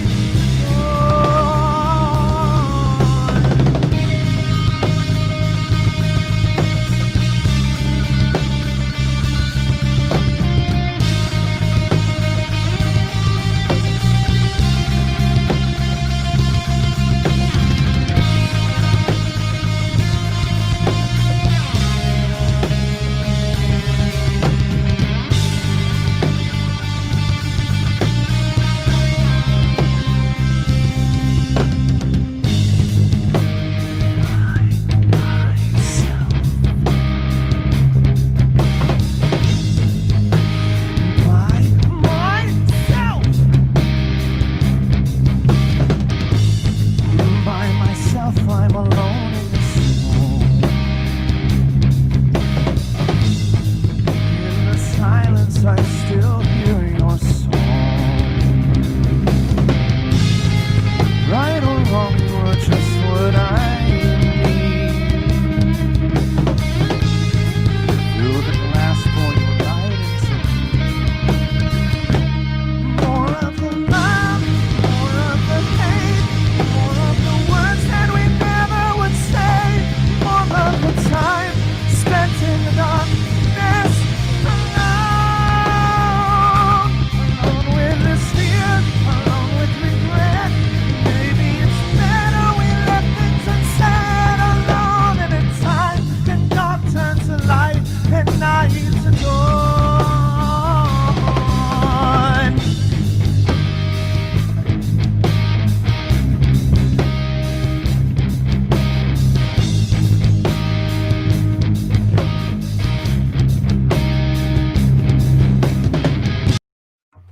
All right, we got another song I'm going to go to, Rene. Nick said that might have been lagging. It sounded good on my end. I don't know how it sounded on yours. It was it was sounding all right. I mean, I don't know if it sounded like it was peaking a little bit from my ears, but I mean, it was going through fine. Maybe, so I didn't notice Okay. it. It sounded good on my end, but we never know. So I want to make sure we go to another one, and then hopefully this one sounds up to speed. So okay, Nick, is that one ready? Okay, let's get that on.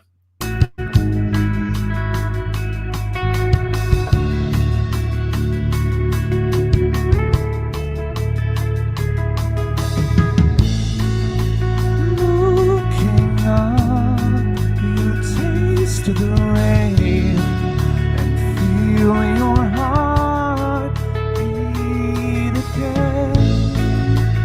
You've become something plain, resting in a quiet place. I'm calling out to you. Just say my name again. Take me back to all the places where we once began. Cross the broken bridge and stoke the weary flame, and we'll find our sanctuary. Turn the page. You speak my name.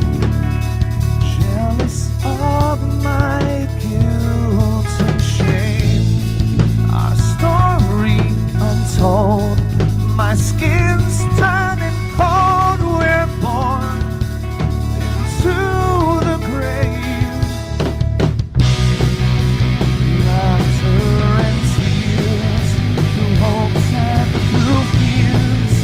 Scars that remind us of yesterday. Through ashes and chains, on wings born from flames. Here I am calling out your name.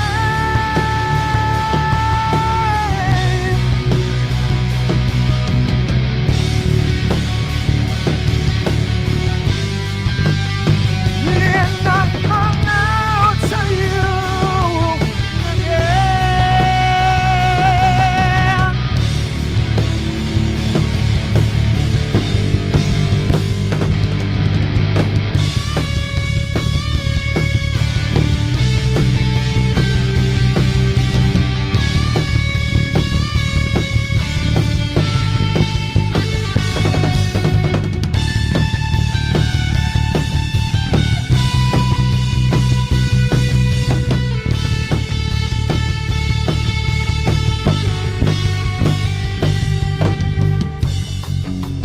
You sing softly a sweet refrain, and you recall me, but I'm not the same.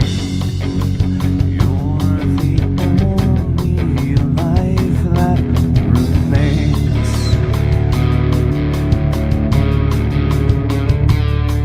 But still, I call out to you. And I call out to you. And I'm calling out to you. Just say my name again. Take me back to all the places where we once began. Cross the broken bridge and stoke the weary flame, and we'll find the sanctuary.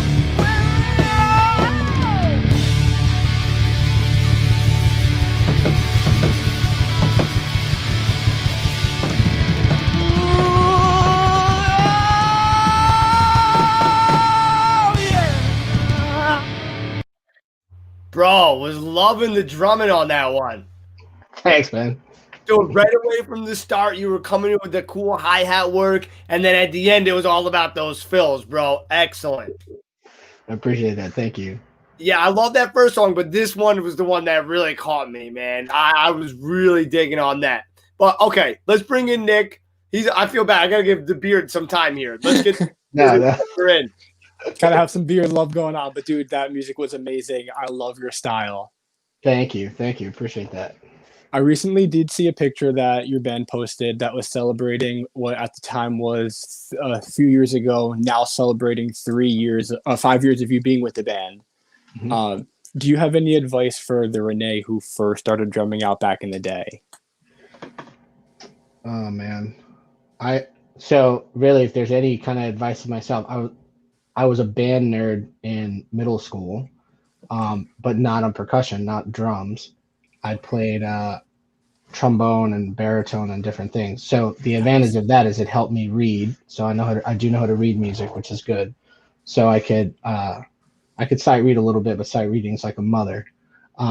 But if I could go back in time and slap my little pudgy ass, into reality, I'd be like, hey, schmuck face, don't quit band. Because I quit band because we had like a diehard, like uber perfectionist, band director, not as insane or psycho like in Whiplash, for you guys who haven't seen it, where he's like slapping you in the face when you get the count wrong or nothing. But yes, I said 5. But I was like sick or something, like legit sick, and I couldn't make it to a rehearsal, and he like kicked me out of like the final thing. I was like, douche. So I was like, I'll show you. So I quit band, and then I never took it back up when I was in high school. So I wish I would have gone back into high school times to have done drumline and all that kind of stuff, where I really would have got a stronger fundamental on, the rudiments and everything like that. Like my first for the most part, I didn't start playing like a full kit until I was like around 14. So it was like a definite late bloomer. I was kind of like, self-taught, just kind of figuring stuff out or whatever. And I was really involved at the church that I was going to as a kid in the youth group. I still am now. And it was funny because I would come in on Tuesdays with my cousin, and he would sing, and it wasn't anything like extravagant or whatever.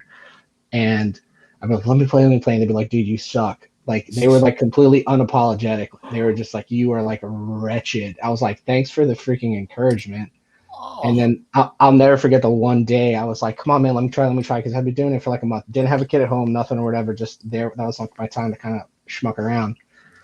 And I counted it in and I nailed it. And it was like one of those things where it's like, I literally was like holding the drumsticks. I was like, what just happened?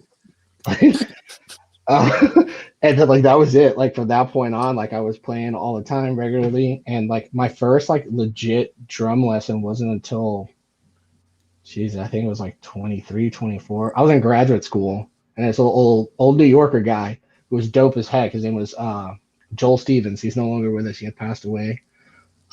He would come to the crib. He would show me stuff. And like he knew everybody. Like he was homeboys with Tito Puente. Freaking, he knew Buddy Rich, like legends. And like I remember, like there was like 2 times I'd be like, "Yo, Joel," I was like, first time he started telling me like crap, I was like, "Bro, you're full of it. Like you don't like." I know Buddy Rich, like get on my freaking face. And he was like, no, like I know. I was like, okay, cool, prove it. I was like, I'm gonna pay you $60 next week just to come to my house. You better come with a freaking photo album, and you're not gonna teach me a damn thing. You're just gonna tell me freaking stories. And he straight up, dude, the whole timer, he came to the crib, he had it pulled out. I was like, you have got, and like not like in performance, like smoking stogies, eating dinner. I was like, you son of a, I was like, I love you. Like that was it. That But, is so cool. It was cool, man. Small world. And like even drums, it's probably the same thing with any instrument, but being that I'm a drummer, like the drums was definitely one of those instruments where if you get that whole attitude of like, oh, I got this figured out, you have missed the whole purpose of being a drummer. So I try my best, when I can, like every once in a while down here, when time is available, I'll take lessons from some other guys who I know are better than me, just to show me what's going on. When I was living in Richmond, I was very, very fortunate to take lessons with a gentleman by the name of Jeff Johnson. And he was actually the student of Joe Morello, who was the drummer for the Take 5 Dave Brubeck quartet for like years. So he was a jazz head guy, but he was a monster, man. So it was just cool to sit there and pick his brain and have him show me some stuff. That is freaking awesome, man. I love it. All right. Well, listen, I'm so sorry. We're at that time where we got to skedaddle. But tell us, where should everyone check out? What's the number one thing you want people to go find for you right now? Yeah, so if you liked what you heard, and again, thank you to you gentlemen for having me on, head over to LochnessMonsterMusic.com. And when you get there, right at the very top, you'll see all the quick links to all of our socials. And definitely check out our EP, which is playing and streaming on Spotify.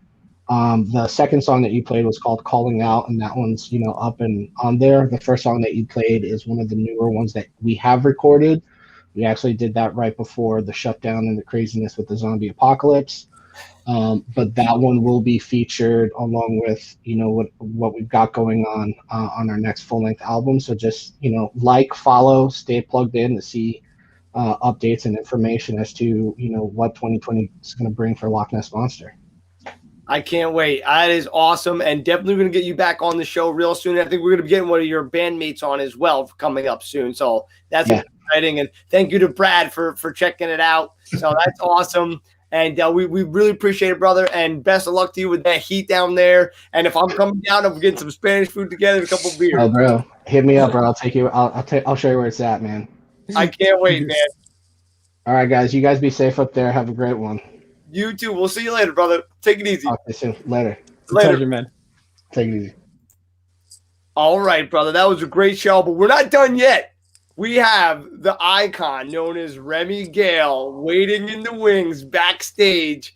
Now, there's a lot of great bass players, but she's one of the best ones I know. Let me get her on. Remy. Aw. What's up, buddy? What's going on? Oh, God. I totally ducked out of the frame there. Dude, that's it. I'm making you the biggest one on the screen right now. That beauty is going to release the show. No. Don't do that to me. That's terrible. So we're in big trouble because I was supposed to come to you a little bit ago, and we were going to check in on Joseph Wooten's thing, but I'm bad, so I'm here a little. You are bad. So anyway. I'm going to punish you, James. I'm coming over. I'm going to smack you. That's okay. I just probably deserve it, actually. For hi, Mom. Over the years. Yeah, you do. No, okay. Well, what did we miss with Joe? What do we miss? Well, the whole thing was about soul vibes, and it was about like soul and funk music, but also like how it related to like life. Because like him and Victor are like very, they're I don't want to say like spiritual, but I guess you could say spiritual. So it was like very interesting, and like he said something that was like really cool. And it was like the soul lies between the space between the notes. And then like, it was very interesting. And he played this example of just like all this busy music with no space. And he's like, was anybody feeling that? And like the class was like, no. And then he played like an example with a lot of space in between. And like everybody was just like really feeling that. And that was like how he made that example. It was very fascinating. Yeah, that's a good point. Good point, isn't it? Yeah. Well, I guess they would know, wouldn't they? I guess so. But it was fun. And it just ended like 10 minutes ago, so you're perfect on the timing here. Shoot. Wow, perfect is in. I missed. Oh. Yeah, exactly. I'm so sad too because I wanted to actually bring you in with Rene from LochnessMonsterMusic.com. That drumming was pretty cool. I would have loved to jam with that dude. Yes, and I think I texted you. I was like, he has Rush influences, and then you went back to his thing, and there was the Rush the record on the wall. Yeah, that was cool. I got to get the show here, I think. Well, actually, I got Dave poster, so. It was cool that he jammed with a lot of the jazz guys, too, because like that, you have to study with everybody because it really helps your playing. Agreed. I think so. It really does. It makes you a little more well-rounded. And I like to play like a little bit of everything if possible. Right. So get it all going there. But so I'm so excited. You have like opened the doors to heaven for us here. And we are going to be so excited. So it looks like February 8th, we have a very, very special guest coming on the show. How much did you have to pay him? Nothing. $2 million. Don't tell anybody. And February 8th is, it's tentative, but he's definitely coming on the show. We're getting Victor Wooten, who you were just watching, and he's a 5-time Grammy Award winner. How exciting is that? Look at Zeus. He's so excited in the background. This looks like he's drooling in the background. He can't contain himself. He doesn't know what to do with himself right now. Zeus got wasted before the show. He was like, look at this. He's like literally is fucking passed out. He heard the news and he went hard. And now he's just crashed. The worst part is while he's sleeping now, when Nick's going to sleep later, Zeus is going to be like all lovey-dovey and want to talk and hang out and everything. Yeah, wake me up at 4 a.m. to let him outside. Oh, God. So Remy was a little bit busy today, but because she was checking out that cool thing. But we are going to have her on next Monday, and you're going to do some co-hosting with us. Cool. I can't wait. What's the number one question you want to ask people? I'm sorry? What's the number one question that you want to ask the people? I don't know. It depends on the person. Because, like, the guy you had on before, and I wanted to ask him, like, I noticed that he had the Superman thing, and then he was wearing a Batman t-shirt. So I was going to ask him what his favorite superhero was. But then I was like, that's probably not a great conversation for our music show. It is. Well, you know, it really is. And I'll tell you why. Only because I want to bring out the more personal non-musician side of some of the guests, because when everyone sees them, they see the music end, but I want to see like a little playful, but like I wanted to get to know the person behind the music. Speaking of which, what is your favorite superhero? You know, I'm not really into the superhero thing. So you are the anti-superhero hero. No, I just never got into it. No, who's that one? I'm not so good on it either. I mean, I have ones that I like. I don't mind Captain America. No, who's that big? I'm not a Batman fan. That big universe guy that kills all of them in the new one. That's who you like. Thanos? Yes, Nick. That's what Remy likes. Because she kills them all. Remy's like, I will kill them all. You know I will. Don't mess with me. I'm so tough. I'm sorry. I just keep talking. I have to disappear so I don't keep talking the whole effing show. So I'm going to be back in a second. So Remy, Leave me with Nick now? No, sorry. Now I'm going to interview you. So what's one question that you hoped that someone interviewing you would have asked you? That's a tough one. I guess maybe my hobbies outside of music, like things about me that don't have to do with my bass playing or music. Okay, is there something about you that not many people know that you're into outside of music? Well, I mean, you guys know, but I'm into painting. Yeah. So, like, I've been doing painting, like lots of arts and crafts, which most people don't know about me. So that's probably something. When you do paint, how do you get the motivation for what you're going to actually paint? I don't. I just start mixing colors and throwing things. I don't think a lot about it because there's no expectation behind it from people. It's like it's not something people expect me to be good at. So, like in that, it's a 4-letter word. What's a 4-letter word? Your inspiration. Wine. Wine?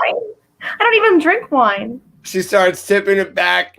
Really? That's what you got to get into. That dude, your picture is going to take it to a whole new. I don't like whining. I get the worst wine headaches. You're not a wino? No. Do I look like a wino? You look like a scotcher. Yeah, she wants to do a hard alcohol sip. Remy tried to kill me one night with alcohol. What? You were in bed for 3 days after that. 3 days. Yes. I was dying. It was so worth it. That was like the best night of my life. Remy was fine. I'm just such a freaking lightweight little wuss bag, but it was awesome. She was like great. She's like, is that what I sound like? It was like, yo, someone did moves. Chelsea, the girl singing with us, she said they do all these shoulder moves. I don't know what the hell she's talking about. I got Jimmy Kennedy. Jimmy Kennedy. Come back. Let's dance with me. You gotta do the patented shoulder moves. Yeah, Nick, you're not dancing. I'm in a different rhythm, but you know what? I'm playing the congos over here. All right. So you hate superheroes. What else do you hate? I don't hate superheroes. Stop. What else do I hate? Jimmy. Mean people. I hate mean people. too. Purge them. I'm just kidding, folks. Only if it was legal that one night a year. What do you think? Jimmy, you and I are on the same team, though. What do you think? What do you think of the Purge movies? I've only seen the first one, and I was like, this is not the worst idea. Let's make it a holiday, folks. We're getting rid of what are we gonna get rid of? Which one should we get rid of if we had to get one? Let me think. Nick, chime in here if you know it, but let's think of Flag Day. What the hell would we need Flag Day for? There's a flag every freaking bank. There's a flag at every football game. Yeah. I love the flag, don't get me wrong, but like, you know, we can get rid of that one and then yeah. So okay, let's do that. And then we'll replace it with the Purge Day. And then we can put a purge flag up. Exactly. All right. Both of you guys, what would Nick? I'm going to think a battle axe for you, but I could be wrong. Maybe it's a broadsword. But as Nick the Viking or Nick the person, whoever you want to be today, what would you pick as your weapon for the purge? I'd probably go with a bow. Are you elfish? A little bit. I wish I was elfish. They're mad smart. They live a long freaking time. I could marry Liv Tyler and from Lord of the Rings. There you go. So I have like the pointy shoes too. Oh yeah. You got and pointy ears. Don't forget. Rem, what about you? I'm going with an AK-47. I'll be honest though, if you did shoot one of those, you'd be on the ground or shooting in the air. I can handle it. I'm tough like bull. Dude, they are freaking. I'm scared of them. I shot one. I'm not going for some bow and arrow. I'm going for the real thing. I want an automatic weapon. Yeah, well, listen, Rem. I know what we need. The Uzis. The Uzis. Yeah. Trust me. I love Uzis. We'll get it with the little butt though, so we could do it nice. Trust me. Uzis are great. They're actually only 9mm bullets, which is like a handgun, so they don't like kill. Dude, the AK-47s, bro. I'm telling you. Not that I just like shoot a lot of guns, but I went to PA, of course. In PA, you can shoot any gun, and I went there once with like my family, for like my brothers, because I needed to teach them how to shoot guns, I guess. And we were like, I was scared. I thought I shot the ceiling because it kicked right up, and I looked around. Oh, like, really? But I didn't. Thank God. But other people did. Not that I did. There was marks on the ceiling. I really thought I was like, oh shit! I just shot the ceiling. But okay, enough of that. I couldn't handle it. It would definitely smack me in the face. I ended up killing my own self. Well, listen, I'm gonna Purge. note to self. Remy's on your team, Nick. No, listen, Rem, you're on my team. Nick's on my team. We're all the same team. Team of leather gun. Listen, I just want to get creative with my purge weapon. I want to get the baseball bat with the barbed wire around it, just because I feel like that's like a really nice looking one. I wouldn't use it because I'm not really tough to swing it, but I would just hold it and scare people. What's I that got one you. with the two balls with the spikes on it with chains? The mace. Yeah. If we're going like medieval style here, that's what I'm going for. I don't know why I know so much about weapons. I'm really a lover, folks. You can't go wrong with a classic katana either. What's that? It's like a ninja sword. Oh. Yeah. Oh, I can slice. That's too bloody for me. That's gory. I would rather just nunchuck it with those spiky balls and knock them out. Guys, I think we're going to have to come with Nick the Ninja next week. What about Chinese stars, Nick? How do you feel about those? Oh, I like those. I don't have actual stars, but I do have batarangs and cards. For some reason, I don't know. I guess I grew up in the Wild West, but I actually did have a compound bow at 12 years old that I would go shoot in the woods with my buddies. And my other buddy had a freaking Chinese stars. They're cool, but they're not as easy as you think. The bows are, but they're not the Chinese stars. You got to be like good, man. Yeah. But it was fun. We were throwing them at trees. That does sound like fun. And purge victims. We were there. They were purging the forest. There was hobos in the woods, and we taught them a lesson. There were hobos in the woods. Not anymore. Dun, dun. Rockaway Township Police, don't come to my door. You're the first stop. Speaking of movies, what's your favorite movie? Did he just die? I don't know. Oh, he's saying to cut it out. He's gonna. Wait, is that a hint? Running with Scissors is your favorite movie? No, That's actually a movie. I vaguely remember it. I would go with well, I don't know my favorite, but a good one I saw recently was The Game with Michael Douglas. What was that about? A game? You never saw it? No. Oh, Dan! If Dan was on, he would tell you. I had Dan watch it, and he fell in love with it too. But Michael Douglas is like this super duper wealthy person. He's really good at playing that apparently in the movies. But Yeah, anyway, he mimics his real life. exactly. Yeah, he's really effing good at it. But his brother was Sean Penn in the movie, and for his birthday he gets them the gift of a lifetime, and it's a game. And let me tell you, it is one of those like thrillers where you don't know. Trust me, you will never guess the ending. You'll think you know it, and then boom, you realize you have no clue. And then you'll think you know it again, and then boom, and then all of a sudden end, and you're like, what? And then all of a sudden you're like, what? It's like a double what ending. Wow. Okay, I know a movie I can recommend that's like that with you would not see it ending. Ghosts of War. It's another recent one that may have come out just last year. Oh, I was gonna watch it tonight, but it's not out now. Maybe it's. It should be. I don't know what month it came out, but it was 2020.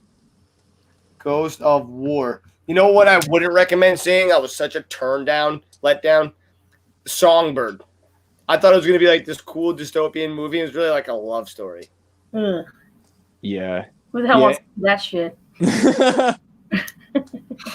Speaking of painful love stories, in our next video, which you're going to be in, pain. Let's. Sorry, I was just reading the comments. Let's brainstorm some ideas for it. We already have some great ideas. This is a great thing to do on air, by the way. Yeah, is anybody even watching yet right now? Yeah, there is 500 people. No, they're actually they just left. When you actually, there's a few. Mateo's here, and Mateo and Sloan, we need some good ideas. Oh, someone just came back. There's a couple people watching. I don't care. It's just funny.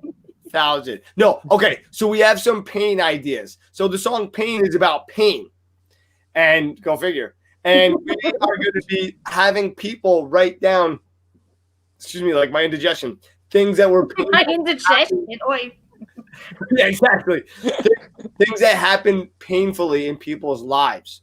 So, like whether you were bullied in high school or your parents got divorced or whatever it was, we want to kind of share those. And we were thinking of having other bands be a part of it as well. And then we were kind of like talk about that. But where can we go with that? You're asking me? Either you or me. It could kind of, it could be like cheesy, but you could see the people who were writing those things down, like maybe tearing them up and like throwing them away or like into like a stream or something, like kind of getting rid of that. Love it. Okay. Love it. Otherwise, I'm sorry? That's so smart. Brilliant idea. Because I would like kind of bring it to a close. Yeah. Sorry, that was my phone going off. Well, you're blowing up with popularity. So that's a no. Yeah. It's either my mom or my friend Matt. Nobody text me.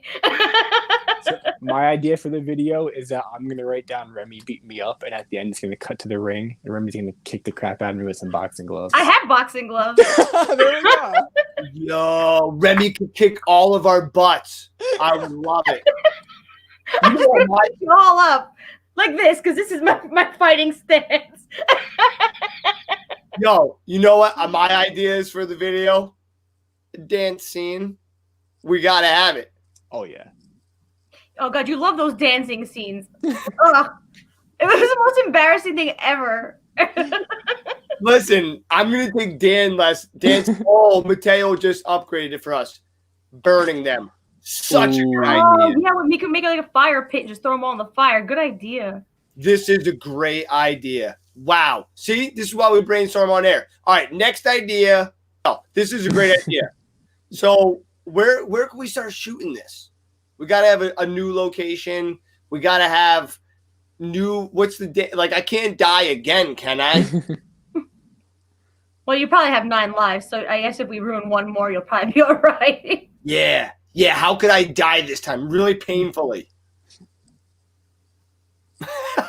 Remy, get the medieval flail. You want me? Let me count the ways. Count the ways. Oh, yo, you could kill me over and over throughout the video. Yes. Yes. Yes. Oh no. My purge partner though. Who the hell's gonna help me out in the apocalypse? The purge apocalypse. I'll have my 9th life. You'll be a zombie by then, so you'll be good. You have protection. You can't kill Nick, so that'll be How better. about we kill superheroes the whole movie? I'm just kidding. All right.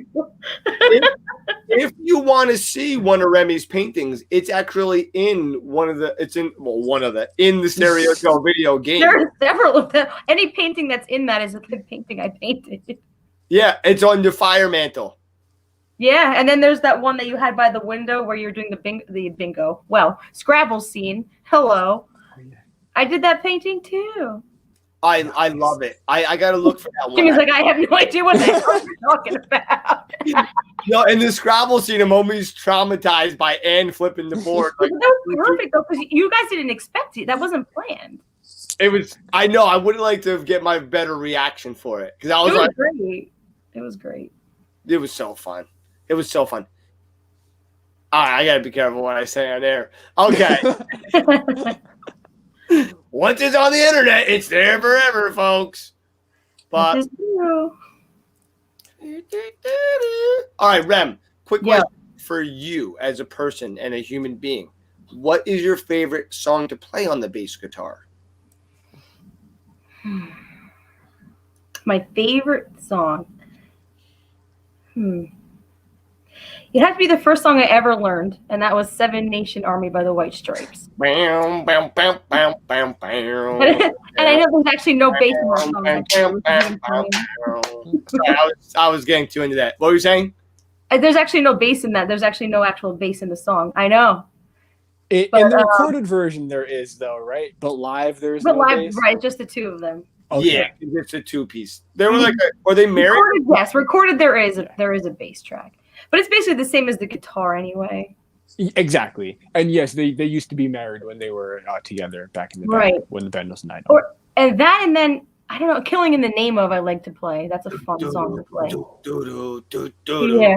And then, and Last Night by the White Stripes. I can keep going. I loved Last Night by the White Stripes. That was one of the first ones I learned to play too, and that was fun. Strokes, not White Stripes, my bad. Okay. I was too busy talking about the White Stripes. I kept talking about them. By the Strokes, Last Night. Oh, yeah. Because I was trying to think of the other one. I was like, I don't know. But yeah. Yeah, I forgot about that song by the Strokes. Are they still around? Oh, God only knows. I have no idea. Oh, shit. Matteo said I volunteer my house. Yo. I'm really good at coming in and taking over houses. Mhm. I will give you 3 heart attacks by the time we leave. And bring White Claws. Yes, and buy $50 pizza. Although by Matteo's, it probably won't be $50. We're not getting pizza in Nah. Forget. I'll cook. How about this? I'll bring dishes over. Bring your burger. Oh my God, I'm still laughing from last week. Burgers. Bring your burgers and bring those, what is it, zucchinis? Yeah, those aren't going to make the rod. They'll Or be no, I could just heat them up over at Matteo's place. Yeah, because those are so good. I'm like the Jewish mother of this band, I swear to God. Oh, So now we I'll have to ask. Matteo, we're sending your parents out on a vacation. Matteo, can I ask your parents? Yeah. Well, okay. Well, listen, guys. I love you. Rem, before we go, I just want to ask you a serious question. Uh-oh. He's gearing up. Started to twitch. Who do you love more, me or Zeus?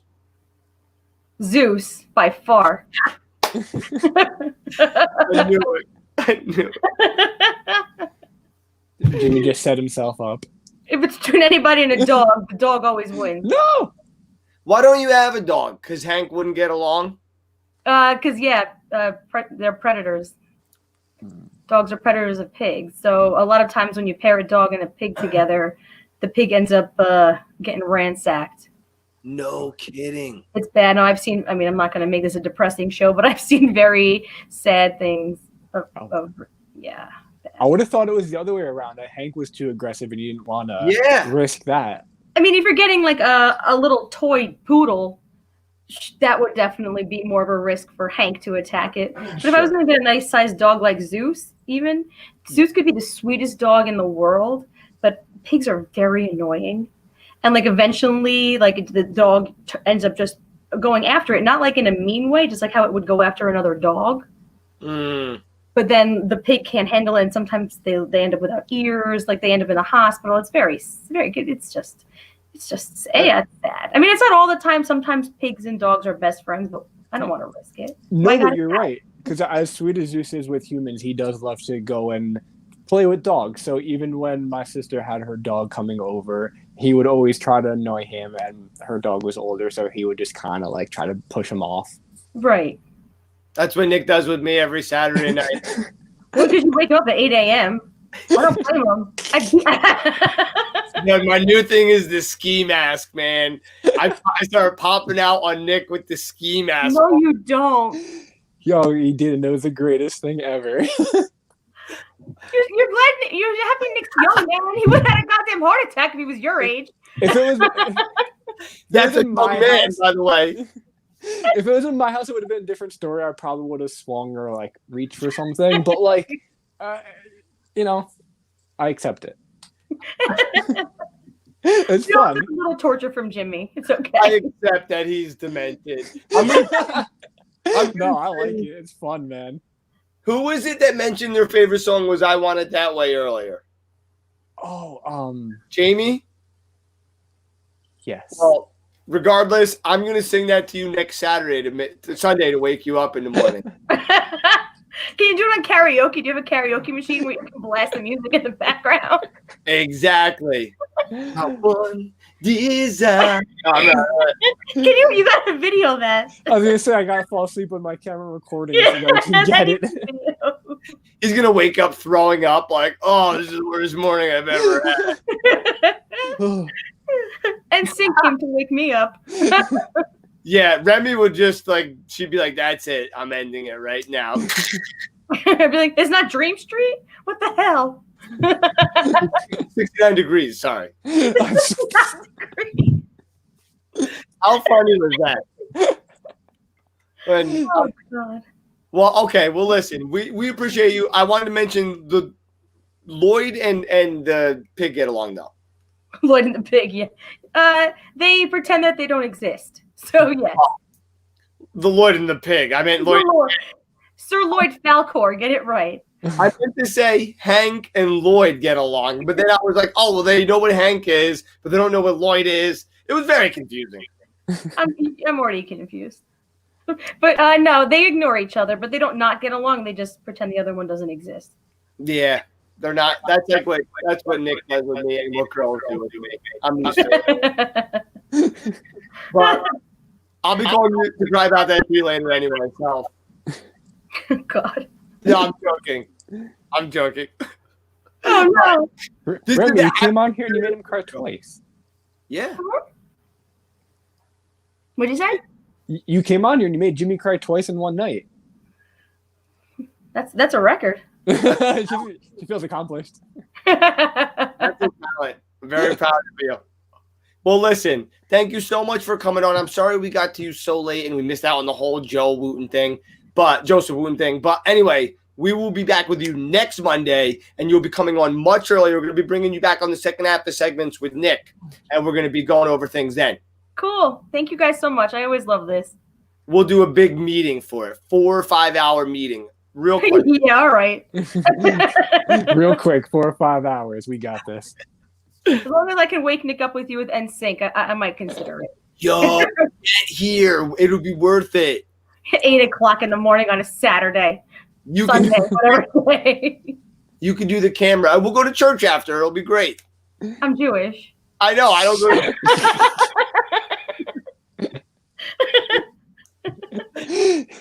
we're not going to pray. We're going there to sing as well. They sing a lot of songs. I actually, quick before we hang up, I used to sing in a gospel choir in college, and I actually did a bunch of like gospel choir like performances at gospel church. See, Jimmy knew. See? We're waking Nick up with that in 2 Sundays. No, if you do Gospel that, choir, I will let's do seriously it. have no idea where I am. It'll be great. He'll be like, Learn all the hymns. We'll be good. we'll be ready for communion. It'll be great. All right, great. All right, I love you guys. Thank you for having me. Rem, thank you, and I love you, and thank you so much for coming on, and we love you. Get home safe, and I'll talk to you. I'll talk to you both later. Bye. All right, see ya. Good night, Bye. Rem. Thank you so much for joining. Thank you. All right, that was the Reminista. She is one cool chickie. Anyway, thanks so much for coming on. Guys, this is the Nick the Viking Show. I'm your co-host, Jimmy Jerk. We really appreciate you guys for tuning in. This was the extended live version. I'm going to end it at exactly 2:22 on the dot, Nick. So we have less than or just over 1 minute. So I'm going to let you fill it up with your bearded struggle. So it's not a struggle when you partner with the Beard Struggle. They've got products for beards of all sizes, scents for all occasions, things if you're just starting a beard or if you know someone who's trying to grow their beard out, we've got the hookup for them. When you're checking out, just use the code STEREOJO. They'll not only give you 15% off, but if you're located in the US, if you spend $40 or more, they'll ship to you anywhere in the US for free. That's right, anywhere. So if you want to buy some gifts for people, buy something for yourself, a couple brushes or oils, wax, anything you can imagine, they have something for all of you. And remember, that's the code STEREOJO when you're checking out. They'll give you 15% off, and just, you can't go wrong with that. And, you know, Does that include New Jersey? it includes New Jersey, it includes North Carolina, it includes Florida, it includes all of our friends. Unfortunately, it does not include UK, but anybody in the US watching is going out to you tonight. What about those sexy people in PA? All the sexiest. That's right.